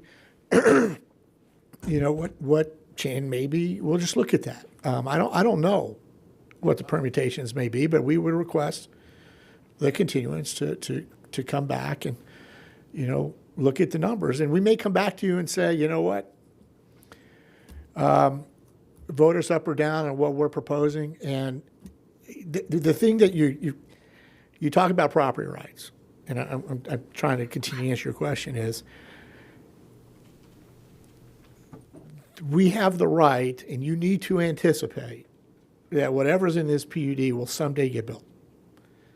And that is 2,700 more daily trips than what we're asking to reduce it to. Just may take a little bit longer. It may be we flip the affordable to someone else to do it, and we sell it to them for next to nothing, and we just deploy the capital somewhere else than somebody who can afford to build those units. I think the goal was to put at the time, a pretty close to market rate development, because the construction costs were a lot less. 120% of the income meant a family of four making roughly $120,000. Pretty close to market rate condos or townhomes, whatever it was. If you'll give us some time to look at the numbers, we'll come back to you in a couple of weeks and say, here's where we are, here's the math, and then you'll have to make a decision. The reason I threw it out that way is because I'm on the AHA committee, which Commissioner Hall sat on for 2 years. Now I'm on it this year, and Cormac knows that we're moving a lot of directions to get to where we have affordable ownership of homes. I mean, that's kind of like, we got a good formula. What they did the last 2 years is a great formula, and we've been using it, and you can see the numbers have been working. And I agree, you're using that same formula, and you're doing the same thing. But there was some ideas that came up, and I don't know if it's even possible, to look into. There was a percentage of, like, say, a townhome in a community where a percentage of townhomes are what they call rent-to-own. And when they rent over a 4 or 3 year period, then it builds equity towards a down payment, then they find their own financing, and then they own the home at the end of the day. It's just some more creative ways to get people into actual owning their own dirt, in this community and having some roots here so they stay here, and we're not just having people traversing back and forth because of the jobs. It's easier to live somewhere else, more affordable, make the same money. But I do agree with Commissioner McDaniel. I do believe when Vanderbilt Beach Road extension opens up, that's going to be a game changer for a lot of these communities.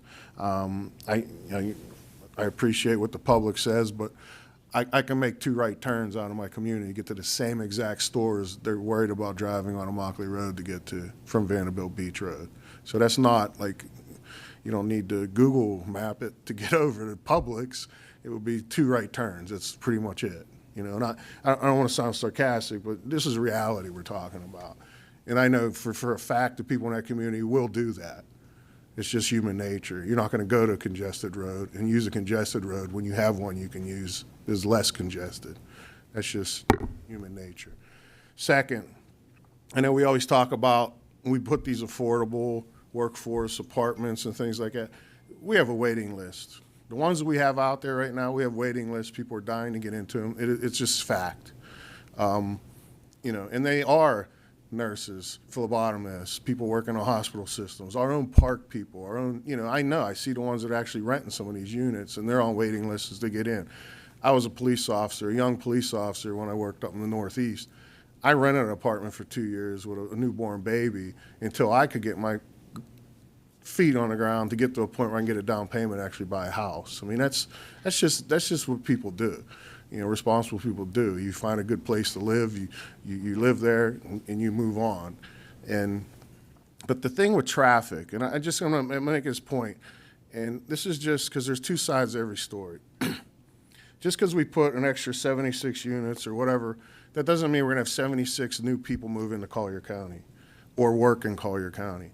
What that means is from the 52,000 people that drive into this county every morning to work and drive out of this county every evening to leave, they will not have to get to Immokalee Road. They will not have to get to our choke points along the interstate to come in to work in this community because we provide good jobs and they provide good wages, but they have to live in another county somewhere else.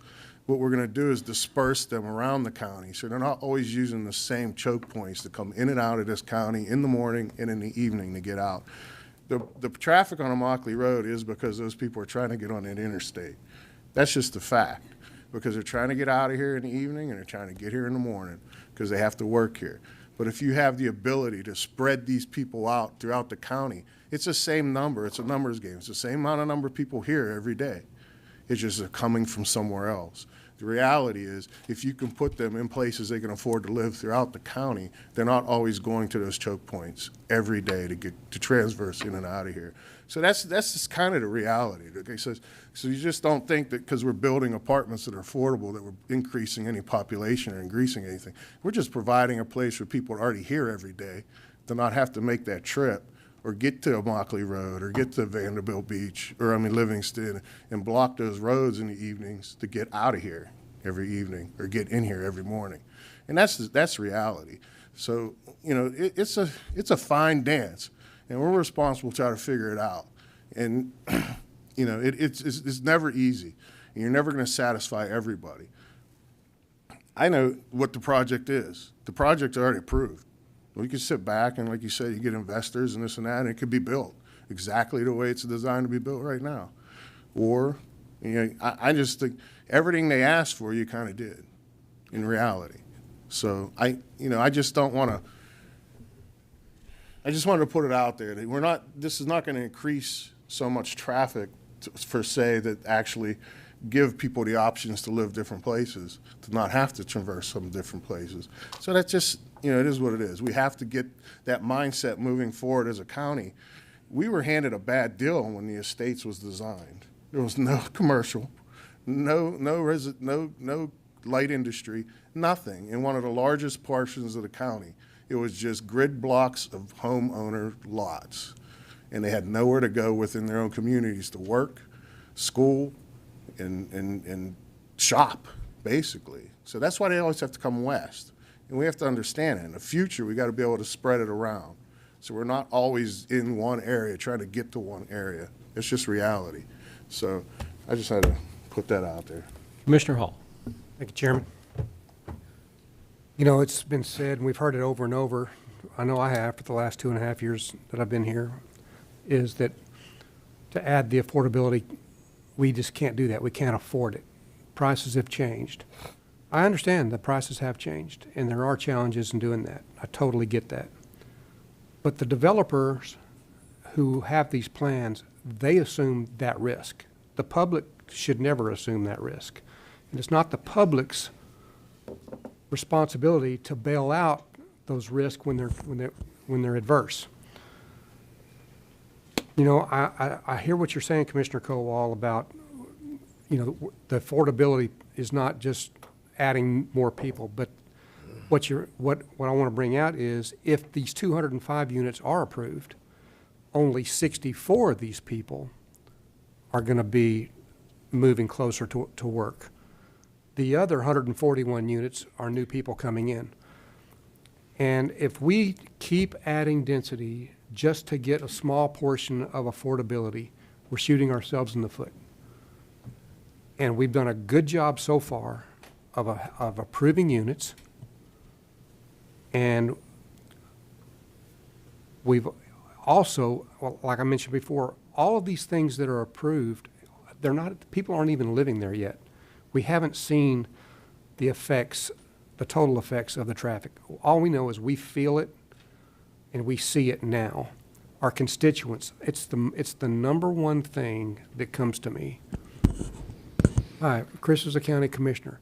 Stop building. I mean, they get rude with it. And I said, look, a lot of these things have happened before me, so I hear you. But I'm fine to postpone, to come back. I'm more than glad to see what comes up. I'm good with any change you want to make, if you want to reduce your commercial or keep your commercial. But the reality is the reason why the daycare went away is because the market's not going to sustain another daycare. It's not because they're trying to help our traffic. It's because it doesn't make good fiscal sense to build that daycare. So with that... May I make a comment before the vote on the continuance? Just say, Commissioner Colwell? I just, you know, I respect you 1,000%, Commissioner Hall, but you can't, nobody has a crystal ball and says, like I said in my own story, my own life, I didn't get a reduction value apartment when I was a police officer as a young man. I paid the market value. I made it work. But I had to live where I worked. That was part of, because, you know, so it doesn't mean that somebody, the husband and wife are starting out and she's in a nursing school and he's a cop or whatever, they won't afford a market price apartment, but they have somewhere to live so they're not driving. I had friends that work in the sheriff's department driving from Cape Coral every morning and every night back with a sheriff's car. And not until a couple of years ago where the sheriff actually allowed them to take the cars out of the county because he saw the problem. These guys would like to live in the county, you know, and it's not that they need the affordable pricing. They just want to have an ability to rent something or be in something to be close. So you can't just vanilla just say only the affordable or restricted are going to be for that and this is going to be all new people. You can't say that either. You know, I just want to make sure we're fair on that. So, Mr. Yovanovich, you had a... Yeah, I just want to maybe remind some people in the audience and maybe some of the commissioners as well. In 2023, you all amended the growth management plan to provide in the rural fringe mixed-use district along Immokalee Road the ability to come in and ask for 12.2 units per acre. In 2023, you were trying to encourage affordable housing to come in that specific corridor at 12.2 units per acre. We're asking, so if we were vacant land today, forget what's already there, I would be coming in, I wouldn't be asking for a growth management plan amendment. I'd be coming in and asking for what I'm asking for today, which is less than 12.2 units per acre. I set aside every one of the zoning criteria because I'd only be asking for a rezone. And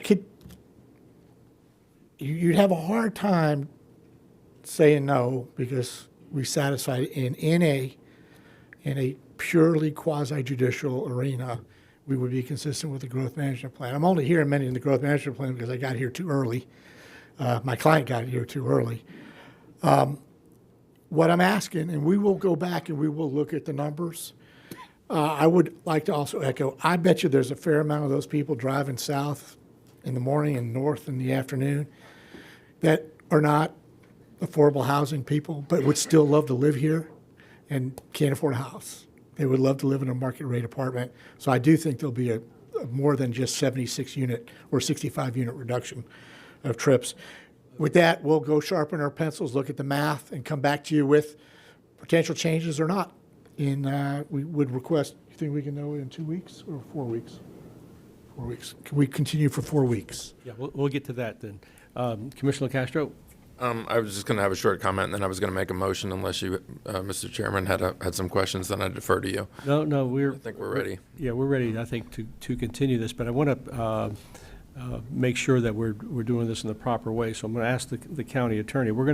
If this is going to be continued, we'll continue it to a date certain. What is the process in terms of public hearing? Do we open up the public hearing again?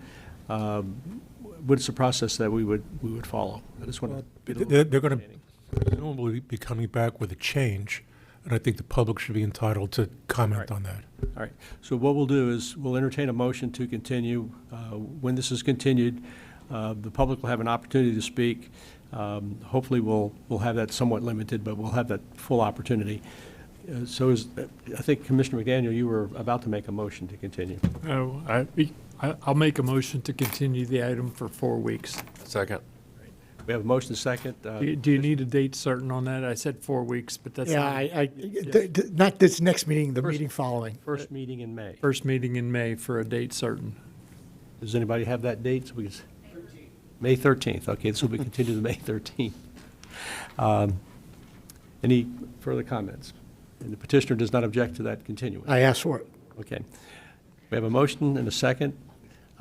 If there's no further discussion, all in favor signify by saying aye. Aye. Aye. All opposed, that passed unanimously. We'll see you in 4 weeks. Or whatever it is, whatever amount of time. May 13th. I'll see you May 13th. Yep. Commissioners, that brings us to item 11A. This is a recommendation to accept a staff report on the status of 7 impact fee studies: road, emergency medical services, government buildings, correctional facilities, law enforcement, libraries, community and regional parks, and approve the approach in finalizing these studies. Mr. Gino Santa Barbara, your impact fee manager, is here to present. And I just want to put on the record before Mr. Santa Barbara begins that this item does not adopt or increase any impact fees. It's simply setting forward the process that will follow, and we'll be back to you at the appropriate time for adoption. With that, Mr. Santa Barbara.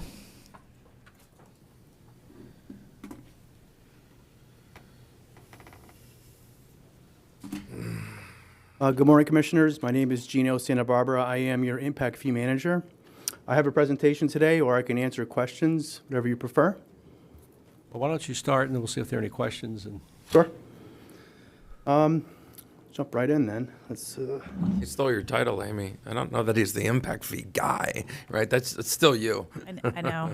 You can see me twitching already. I saw that. My very first slide is just a quick overview. What are impact fees? Impact fees are a one-time charge to new development used to offset the demand created on public facilities. Common types of impact fees include water, wastewater, transportation, schools, and parks.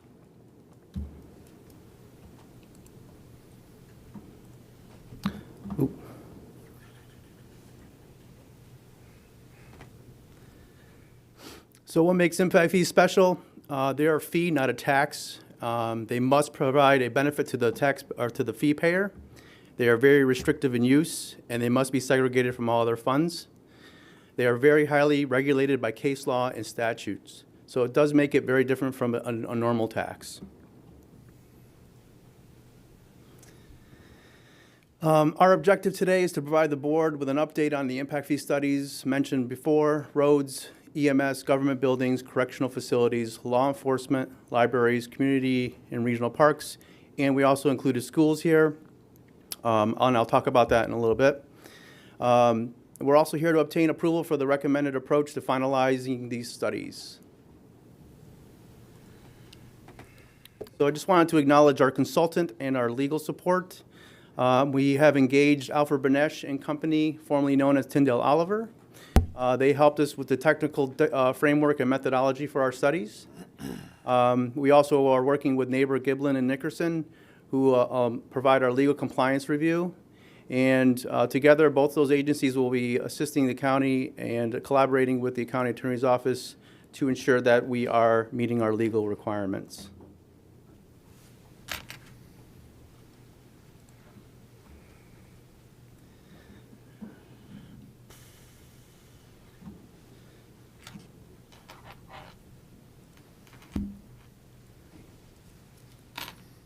So one of the primary challenges in updating these studies has been the need to implement new legislative requirements. So these changes affect on how our impact fees are calculated, allocated, and applied, and they require adjustments to our methodology and our data collection.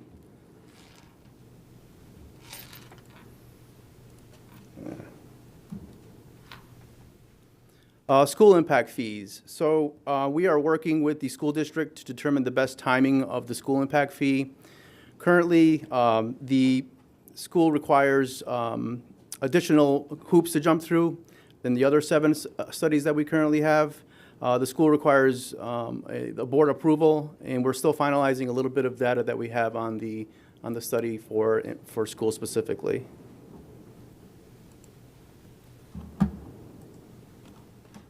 Stakeholder collaboration in the next coming months.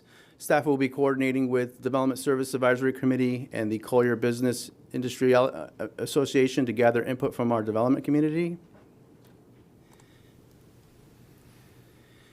And staff has come up with and proposing an annual update to our impact fee schedule. We're proposing to have an annual update of 2 impact fees every year and cycling through them every 4 years.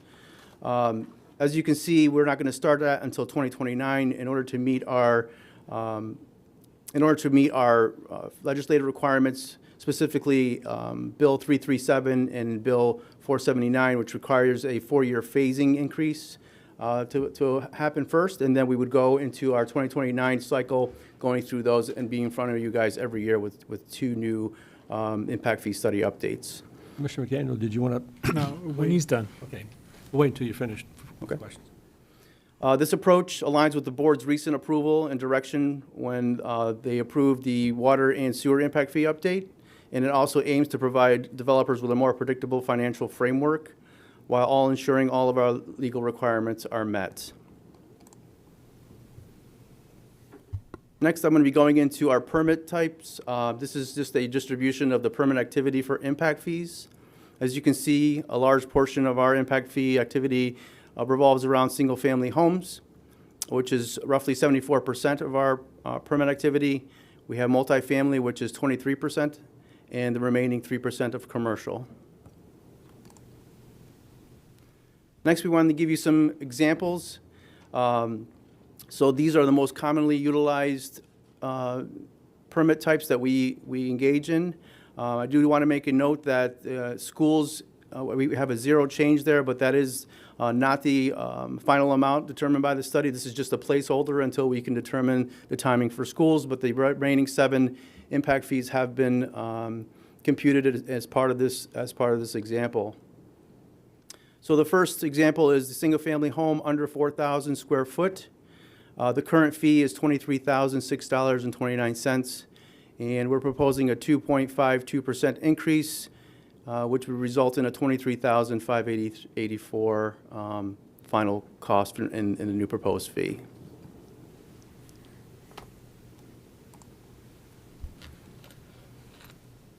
The next example that we have is a single-family home over 4,000 square feet under AC. The current fee of $25,617 shows an increase of 2.6% increase and a new proposed fee of $26,284.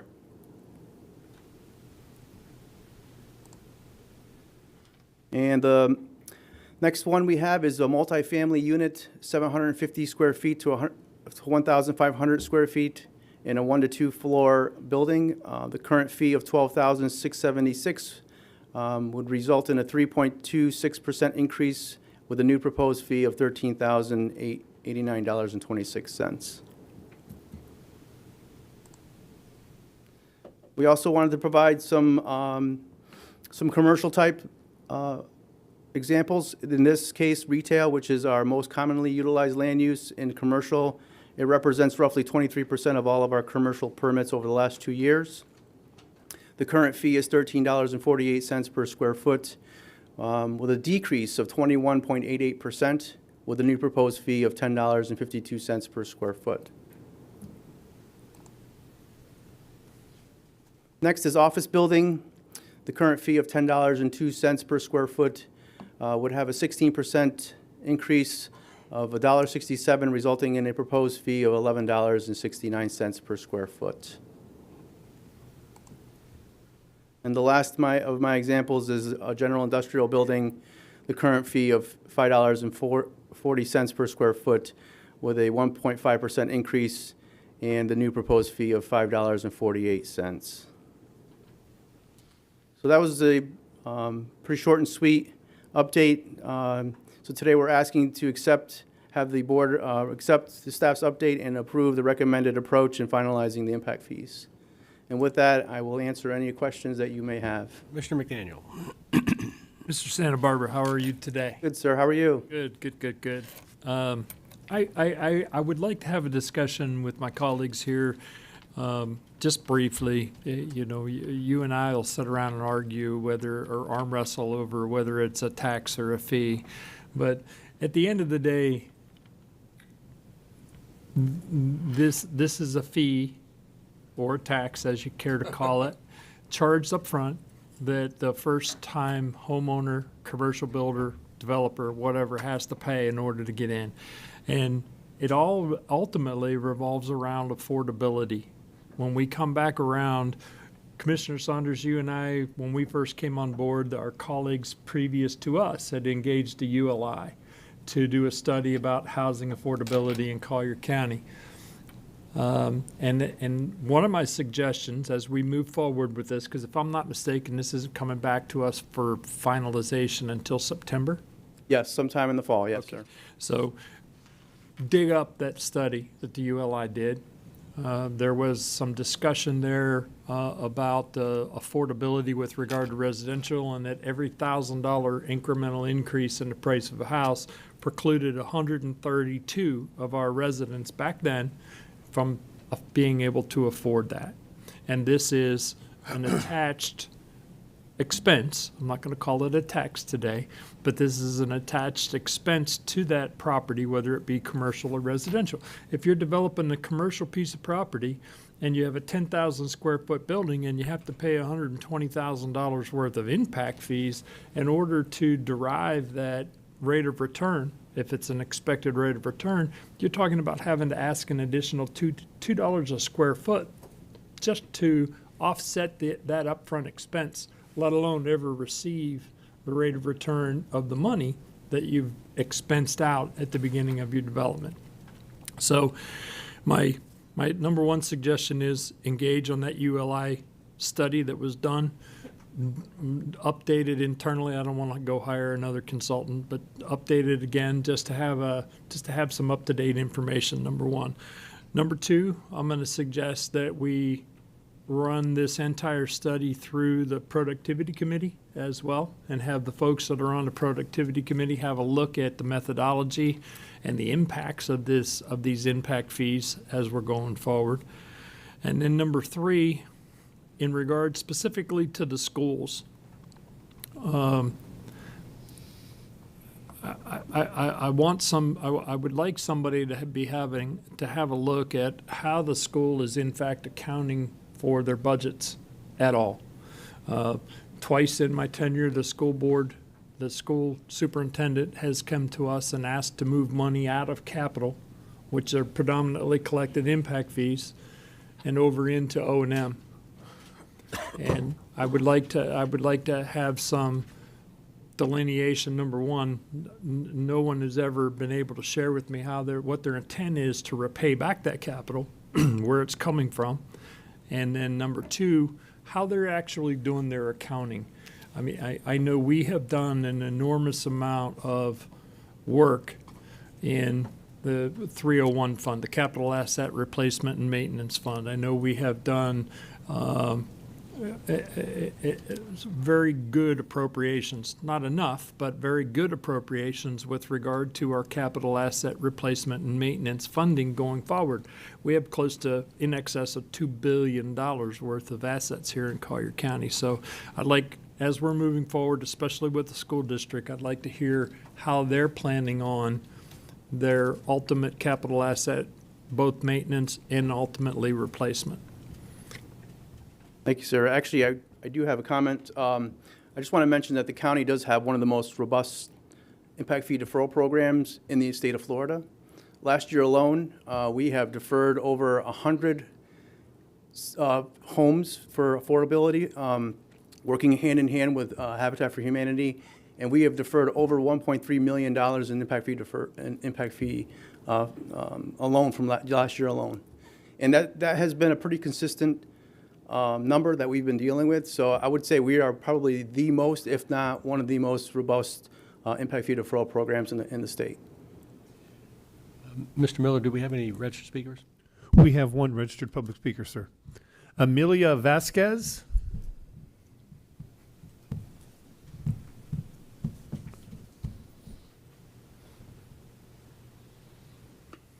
Good afternoon, commissioners. Thank you for the opportunity to speak. My name is Amelia Vasquez with the Collier Building Industry Association, and on behalf of the Collier Building Industry Association, we appreciate the opportunity to provide input, and we'll create a small task force like we normally do to discuss with members and work with county staff, as well as we would like to collaborate with DSEC. And that's all I want to say. Thank you so much. All right. Any other questions from the commission? I don't see any. You need a motion to authorize the evaluation. Is that what you're looking for? Yes, sir. All right. So moved. Then we need a motion to So that moved. effect. And I'll make that motion to get it started. Okay, I'll second it then. A motion to second. Any discussion? All in favor signify by saying aye. Aye. All opposed? That passed unanimously. Thank you, commissioners. Thank you. Commissioners, that brings us to item 11B. This is a recommendation to either, 1, approve a third amendment to the agreement for sale and purchase of the Williams Reserve property in Immokalee, Florida, or 2, authorize the county manager or designee to execute and transmit a notice of termination to cancel the sale under the agreement for sale and purchase of the Williams Reserve property. Ms. Trinity Scott, Department Head for Transportation Management Services, is here to present. Good morning. Good morning. I'll do a very quick presentation just for the benefit of the viewing public. This is an aerial of the Williams property. This is in Immokalee near Lake Trafford. Our objective today is to determine whether the seller's last and final offer is acceptable to the board, and if it's not, to ensure that the county exits the contract without a financial liability for environmental cleanup and avoid the risks of liquidated damages that would apply if we did not terminate prior to the inspection period expiring. We have been at this for a long time. We started this process back in May of last year, where we entered into a sale and purchase agreement that has progressed through some environmental consultants being brought on board and environmental assessments being completed. Ultimately, at the March 25th meeting, we came asking for a 2-week extension to allow both parties to continue to negotiate. And unfortunately, on April 1st, we received the seller's last and final proposed amendments. And unfortunately, the board agenda went to print the following day. We thought that we were close if we had had the opportunity to continue some negotiations. So therefore, where we're at is, from a staff recommendation, recommending termination because some of the items were not desirable to the county. So I'm going to quickly go through some of those items that are in the Third Amendment. The considerations are, it's been determined that remediation is necessary due to the environmental conditions on the property, and prior to this board meeting, we were discussing whether or not the seller would conduct those remediation efforts or whether or not the county would. So here's some key terms of the Third Amendment is that the inspection period waiver would expire upon the execution of the Third Amendment.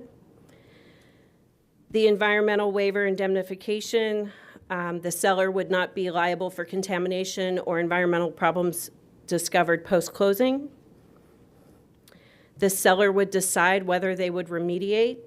If they chose not to, the county would need to either waive the contingencies and close without a reduction in the purchase price, or terminate the agreement within 15 days of the seller's election without penalty. If the seller chose to remediate and the county failed to close, the county must pay the seller liquidated damages of $500,000. DEP oversight, the Third Amendment does not specify that FDEP must approve the remediation results, but requires the remediation to meet state residential standards. Surface water testing, that the county could conduct limited surface water testing within 45 days of execution of the Third Amendment, but the seller would not be held liable for those findings. And the existing leases could be extended for the agricultural leases on the property. This, as mentioned previously, the sellers indicated that this is their last and final offer. And as Ms. Patterson indicated in the beginning, our recommendation is to either accept the terms and approve the Third Amendment as proposed by the seller, or authorize the county manager or designee to execute and transmit a notice of termination to cancel the sale of the agreement. Okay. Commissioner McDaniel. Yes, Mr. Chair, I'm going to ask a favor. The seller is here. That's Mr. Williams sitting back there. Can I bring him to the podium? Sure, sure. Hey, I'm not scared. Come on up. Good morning. Good morning, gentlemen. My name is James Williams. How are you doing today, Mr. Williams? My question to you is this, and again, this board is in a predicament that we either have to cancel our contract for this purchase, or we potentially could extend it. And that's a simple question for you today. If the family's offer back is best and final and this is it, then you leave us virtually no choice. But I can't recommend that this board go on with the transaction. So my question to you is, would you entertain an extension of the current contract that we have and allow for some negotiations to be transpire between now and then? And it's a relatively short-term time I'm talking about here, sir. I'm told that we can come back to you by April 11th, which is in 3 days. We can. You have to get your because you have to get your response back to us by April the 15th, which allows us then to get it loaded up and onto the board for our April 22nd board meeting. There are, so I'm told by our staff, there are some things in your final offer to us that we can live with, and there are some things that we can't live with.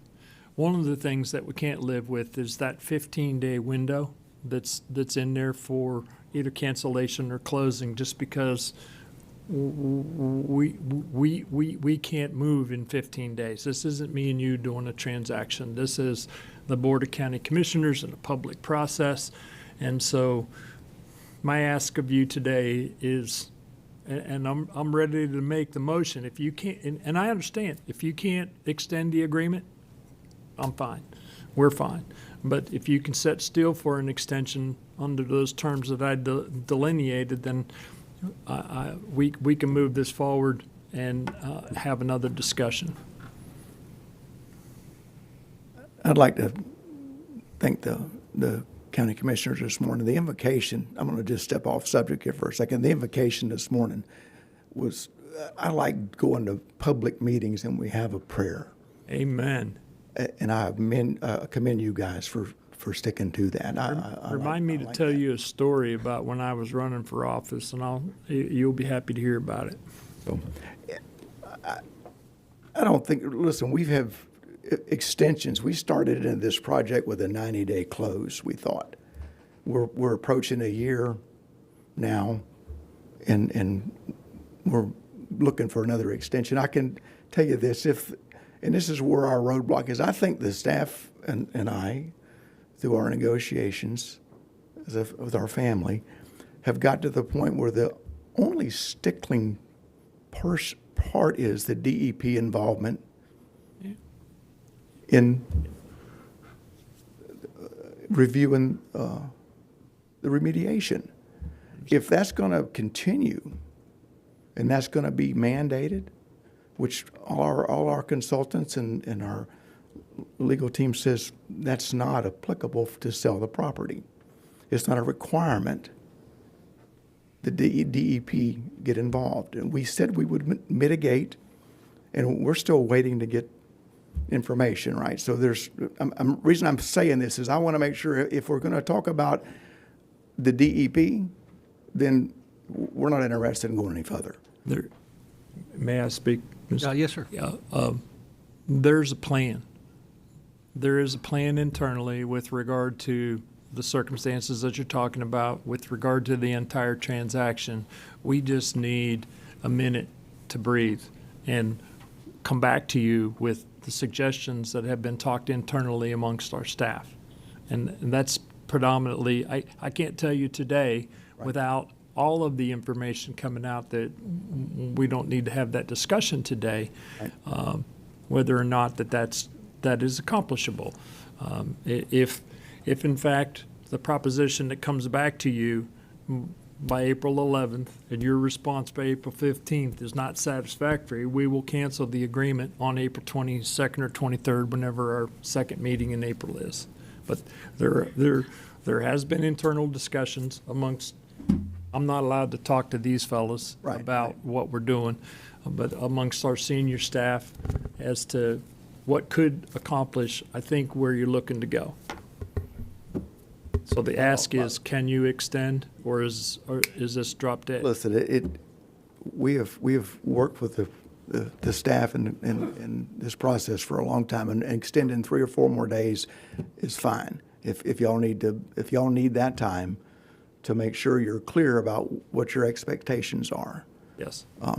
Because there's, we have flopped back and forth a lot between what y'all's expectations were from this staff and what we've actually been brought to bear.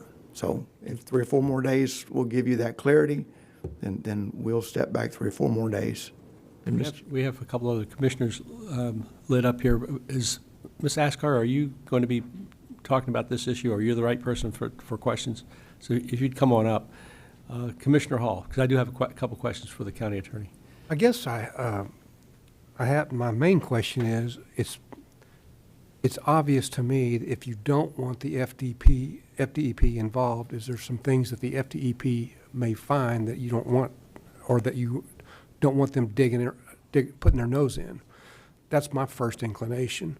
And I would, if I was you sitting there, I would say the same thing. Really, the FDEP has for us where it is. It's an 18-month to 2-year process to close. But right, and so that would be for us, and we're not the developer. The developer is required to have an FDPE audit. That's the county. That's not me. And so we're just saying that's not a requirement that we feel that should be burdened by us as the seller. We've already agreed. In fact, we don't have all the data yet to do the remediation to figure out how much it's going to cost. That's a fair answer, and I appreciate that. Yes, sir. I mean, that's the right answer. I guess my next question is, you said that if you choose to remediate, that contamination levels would be below the state's cleanup targets. Is that the same as FDEP? There's, and your staff, I'm sure I'm not a very eloquent speaker. We'll just start that right out, is that there's certain thresholds for residential development that are required to meet. That is the most stringent development criteria for these naturally occurring substances that we've found. Arsenic isn't a radioactive element. It's just a naturally occurring element that's slightly elevated above the state residential requirement. We said we would mitigate back to that level. The reason we said we may or may not choose to do it is until I know how much it's going to cost, I'm not going to say I'm going to do it. And at this point, I don't have all the data, and I don't have all the information to make that prediction going forward. And right now, the way it stands, it's all on me. This is a pre-closing remediation, which means I've got to come out of my pocket and put it on the table and get all this cleaned up for the county to buy it. And I'm not willing to do that until I know what it costs. And then I can make the decision, does it make economic sense for me to clean it, or is it say, we're done and y'all don't want it and we don't want to sell it? So, Commissioner McDaniel? Well, I was prepared to make a motion unless there are other questions. I did have a couple questions for the county attorney, and also Commissioner LaCastro has some questions. Good morning. Good morning. I know you're not with the real property department, so you may not be able to answer this, and maybe Mr. Klatzkel can as well. What I want to make sure we're doing is doing the same thing that a commercial buyer would be doing. In other words, I don't want to, if DEP from a reasonable developer standpoint has to be involved, then that's what I would want to do. I don't want to do something that is not normally done in the commercial market. So my question is, what would be your advice in terms of how to handle these environmental issues based on your experience about what a normal developer would require? Thank you, Commissioner. I'm Sally Ashkar, Assistant County Attorney, for the record. It depends on a couple things. It's not so much what's commercially reasonable, it's about having the property ready to be developed. In this case, that's what your staff wants, is to have this property ready to go. And we've been advised that that's inclusive of the DEP review of this parcel. And so that's currently where the county staff position is at with that. Whether or not it would be commercially reasonable in other aspects, I can't really speak to because it just depends on the use of the property. And then there's a discussion of a 3 or 4 days continuance. I don't know what that means. It would have to be a 2-week continuance until your next board meeting. And what that would do is it would extend your due diligence period an additional 2 weeks. And that gives us the opportunity to put together a more comprehensive amendment in between now and then. Just for the record, perhaps 1 day after that meeting. Ms. Patterson, what would be the date again for the next meeting? April 22nd. April 22nd. So the continuance would be till midnight on April 22nd. Yes, or April 23rd. Yes, sir. All right. So at that point, we would have an opportunity to terminate without loss of a deposit or anything. Yes, sir. And historically, what we've done when we've done extensions is we've done the day after the board meeting. And the reason for that is so that we can deliver a termination notice if needed and be compliant with our notice provisions in the contract. All right. Commissioner McDaniel. Yes, well, I'd like to make a motion for that extension until April 23rd. I'd like to specify that the county will have discussion points to the seller by April 11th, and that I see you getting in a huddle over there. Do I need to adjust this? No, and that the seller will respond.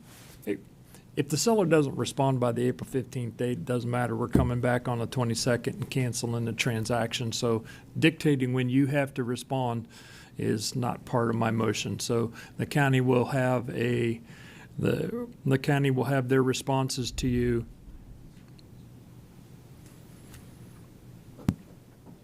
The county will have their responses to you by April 11th.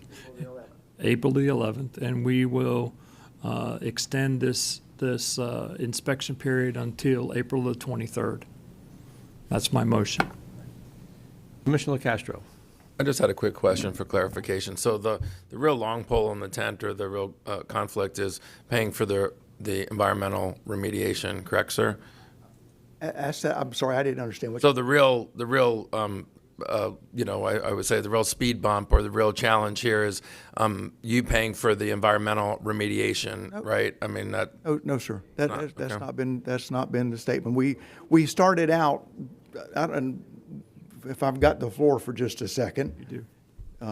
We started out, we were going to close with as is property, and then we moved to that we had to, at the county's insistence, we had to close into escrow. That was a necessity that they sent back as a requirement. So we agreed for that. We go forward 3 or 4 months, and now it's mandated we can't close in escrow. We must remediate pre-closing. So it shifted me to use my money to do this, which is okay. We feel like the contaminations that we see are low level, and we're not worried about them. But at the end of the day, the main thing is the DEP involvement, is that extension in time out 18 months to 2 years is unacceptable. And it's not a requirement as a seller. The remediation isn't either, but we agreed that we will make that term work for the county. We understand their anxiety about a piece of farmland, and we're good with doing the remediation once we get all the information to make that decision. But we're not good with the DEP and their involvement because of that time slot. But no analysis has been done on that property so that we know exactly about what the remediation costs. Like you said, you assume it to be minimal, but until somebody really gives us a number, do we not have that number or an estimate? I do not, because I don't have all the I don't have all the step-out data that the county was going to do on the spots they identified. They've never done the step-out testing. I actually talked to Commissioner McDaniels. I drilled the wells so they could get water samples. They've never pulled the water samples. So I think there's some points here that are sticking with me about how much it's going to cost, because I don't have the information to make the decision. I can't, gut feeling is it's going to be okay, but I want to be sure I'm looking at the data and looking at how much the projected cost will be before we move forward. And we don't have that information. Got it. Thanks. Commissioner Hall. Mr. Williams, how long do you think it will take you to get that information? Lord knows, if I move 10 times faster than y'all, it could take me 2 months. I don't know the answer to that right off the top of my head. I know we've got sites identified from Atkins that need to have step-outs done. And we've got to get organized and get those step-outs done, get those soil samples sent out. We've got sites identified that need to have water samples pulled. So it's not a 10-day process. It's a couple-month process. We're all good with that, and we're all good with that time lag. We're just not good with the DEP because of that. It's another 18 months, 2 years, and it's just not worth it to us to go through all that. Totally understandable. In the end. And I don't, if you ask about a transactional business, is that a commercial developer would, and we actually said we would stay away from, I forget how they word, I mean, you block out the area of concern and you don't develop it. A commercial developer would hit the spots we've hit and just block them out and move on and put a parking lot over these spots. Right? The county wants it clean for us, which is fine. We're good with that. We think that's a fair offer. And we'll do that. In the end, I think that we're interested in purchasing. You're interested in selling. I think you understand our needs, and we certainly understand yours. Yep. I think with a little time, it's because of the nature of our beast. Right. We can't talk with each other. This is the only chance we get. So that's the timing issue, and I appreciate everything you've said. Right. Well, listen, the candor is we've worked, I don't think the staff would say the same thing. We've worked with you guys to make this deal work. It's a good deal for both of us. So we don't want to in any way jeopardize it. So. Commissioner McDaniel. Okay. I'm sorry, I'm stuttering. I made my motion. We do. We have one registered speaker, Josh Evans. You're going to let the lawyer talk? I'm the engineer. So. Oh, okay. Josh Evans, for the record, J. Evans Engineering. And I'll be brief because Mr. Williams covered a lot of the things that I was going to cover. One thing is the Williams family's been I think they're my second client, and we've been in business for 15 years. And when we looked at this property originally, it's just a perfect opportunity for ecological restoration and water storage. I mean, it collects all the water from Immokalee before it goes into the Lake Trafford. So it's an incredible opportunity for a piece of property that I'd love to see something different done on it as opposed to just a residential development. And the opportunity for public uses is great. So I appreciate the opportunity to continue the conversation. On the DEP, Mr. Williams alluded, we're talking about, just to put, I worry that things have gotten out of scale.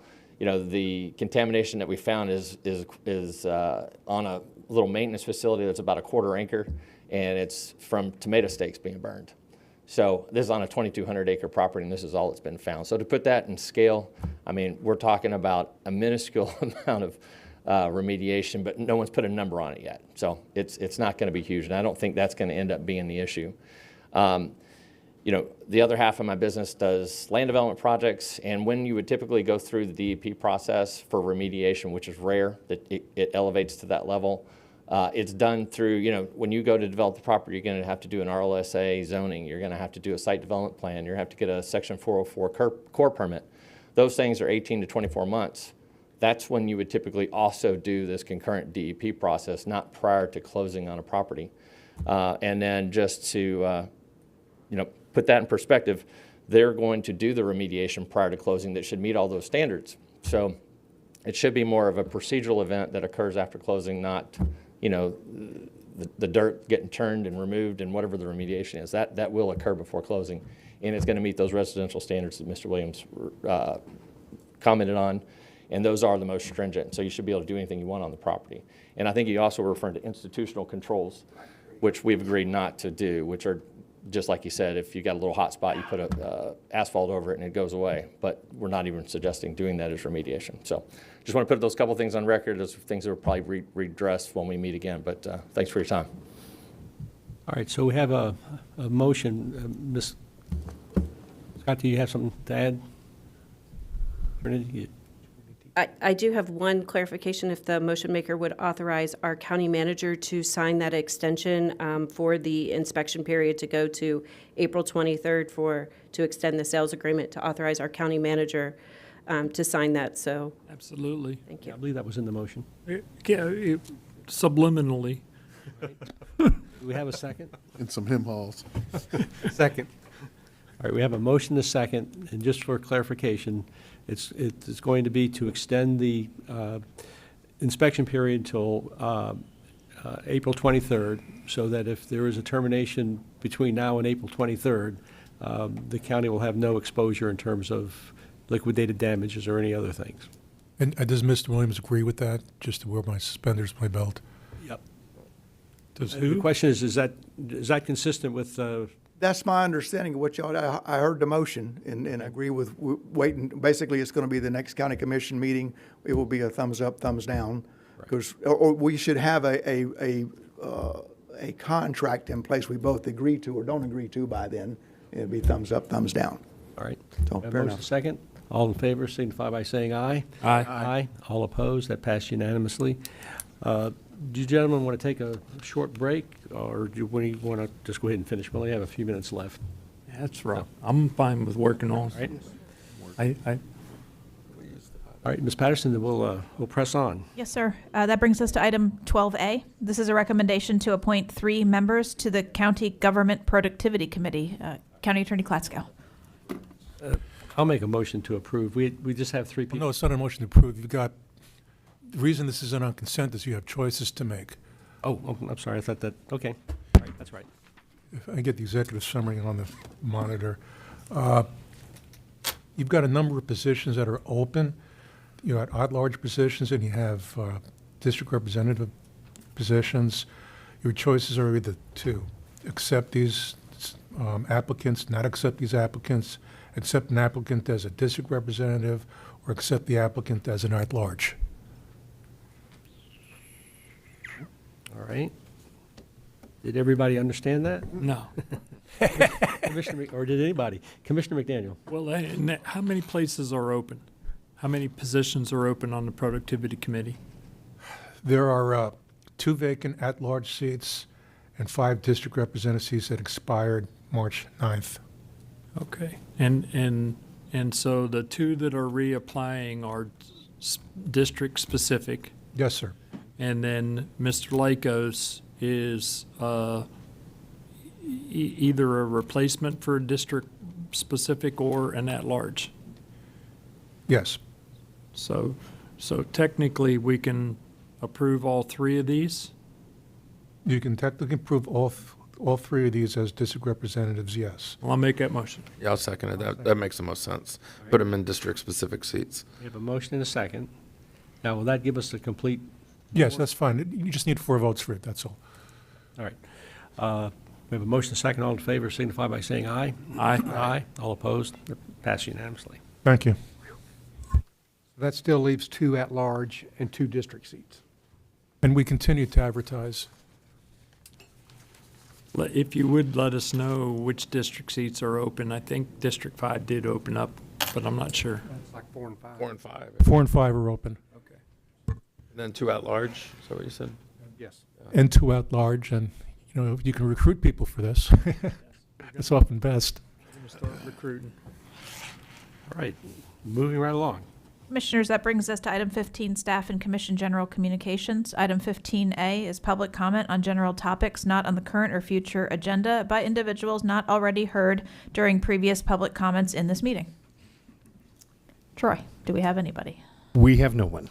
Right. Item 15B is staff project updates. We actually do not have any today. That brings us to item 15C, Staff and Commission General Communications, and I actually have nothing. County Attorney. Nor do I. Commissioners. Commissioner Colwell. Thank you, Chairman. I just want to say how great it is to work with you fellows up here. Every other Whatever. 2 weeks. He wants a vote. I think we picked some people for our productivity committee, and we pretty much kicked everything down the road today. But no, I think it's for a good reason. I think we need more time, more detail on these projects to make a better informed decision. So I think it was I think what we did was the right thing to do. So. Commissioner Hall. I have nothing. Thank you. Commissioner McDaniel. Yes, I have 2 things. And if I may belabor the point, just one moment, just on the previous discussion point with the Williams Farm, there's a myriad of funding sources that are coming for that acquisition. We have Conservation Collier, we have Roads and Bridges, we have Parks and Rec, we have housing. So 4 different funds are where those monies can in fact be coming from to effectuate that transaction. I just wanted to explain that. Number 2, some residents in eastern Collier County suffered a terrible tragedy a couple of weeks ago. There was a fire, young couple, burnt their house to the ground. I would like, and I've learned after the fact, that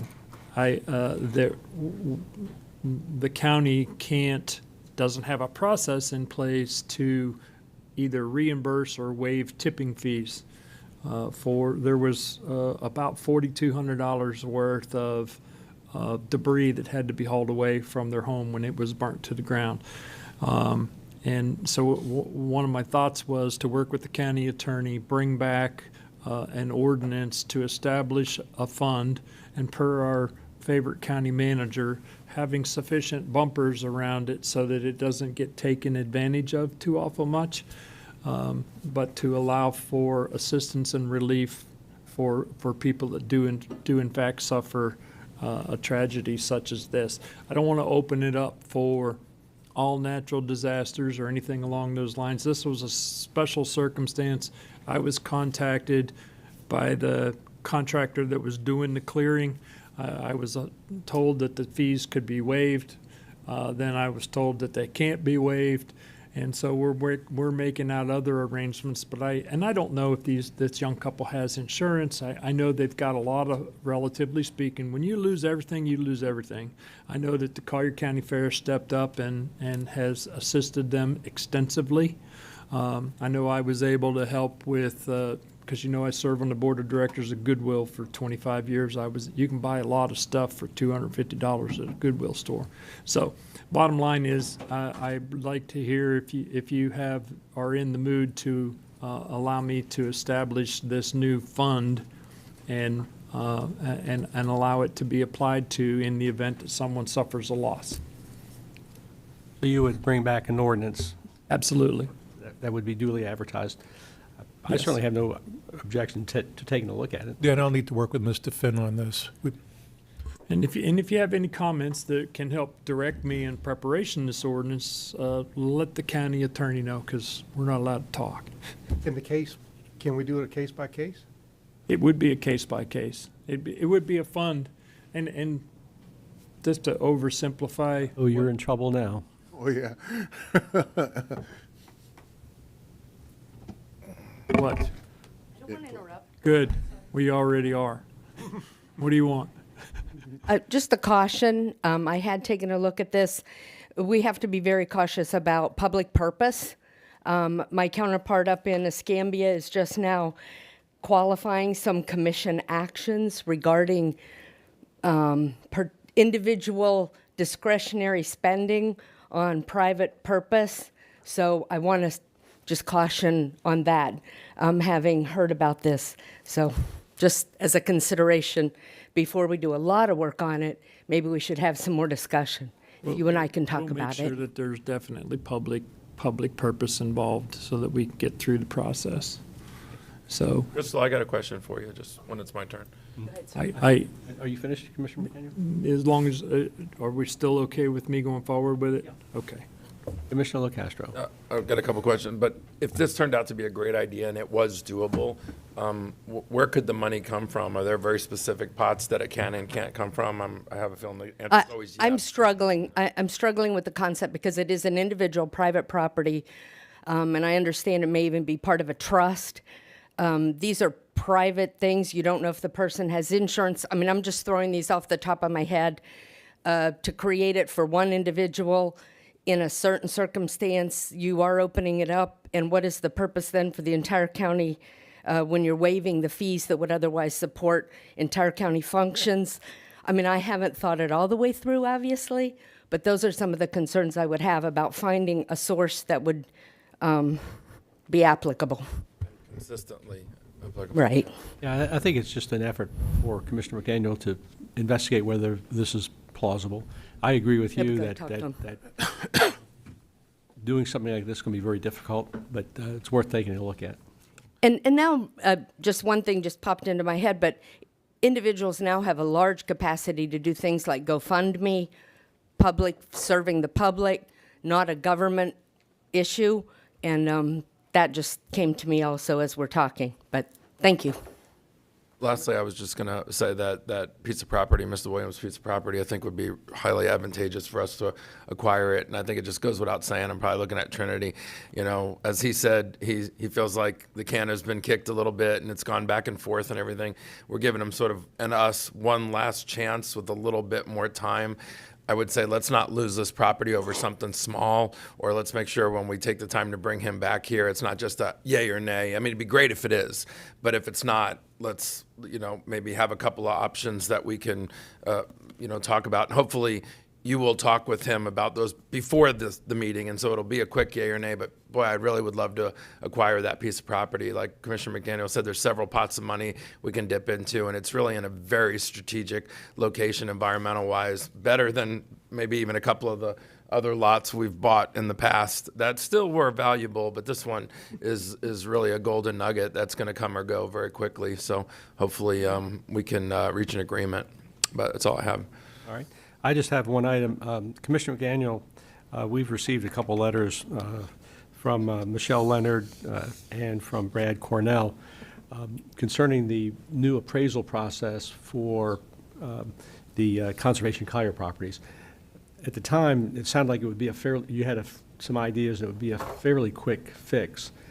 Do you have any idea when this appraisal process that you recommended will be coming back? Yes. And in the interim, is there any way to move forward with some of the acquisitions that are being held up? April 22nd.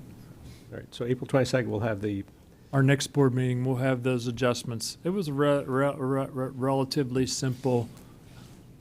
I was trying to look at you, and he keeps leaning in. It was a relatively simple adjustment to the methodology. Because obviously the committee is concerned about the process being held up, that's all. Yeah, and certainly it's not my intent to hold up the process, and certainly if conservation, we have the beginning and end process, and these contracts, or the agreements that are in place that are coming through the system, if they're under the old way and the board approves them, we've been approving them under the old way, that's not the end of the world, so there's no reason to delay any transactions. This proposition going forward.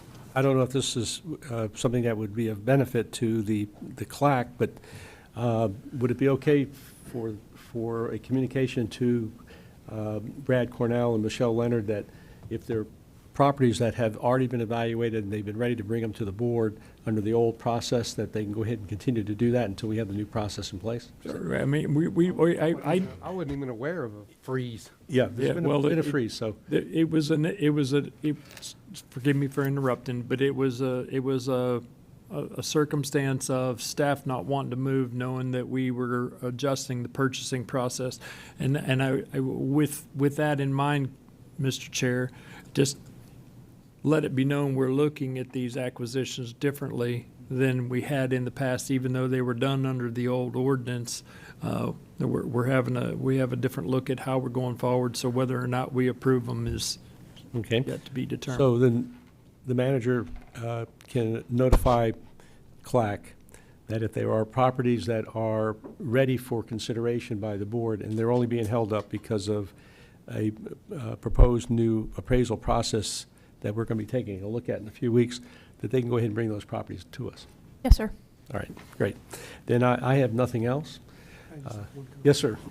I did want to add that subliminally, this was a great meeting. Any other subliminal thoughts? A lot. Okay. I'm not allowed to say them. Yeah, some things we can't say out loud. All right, we are adjourned. Thank you. Terry writes them all down.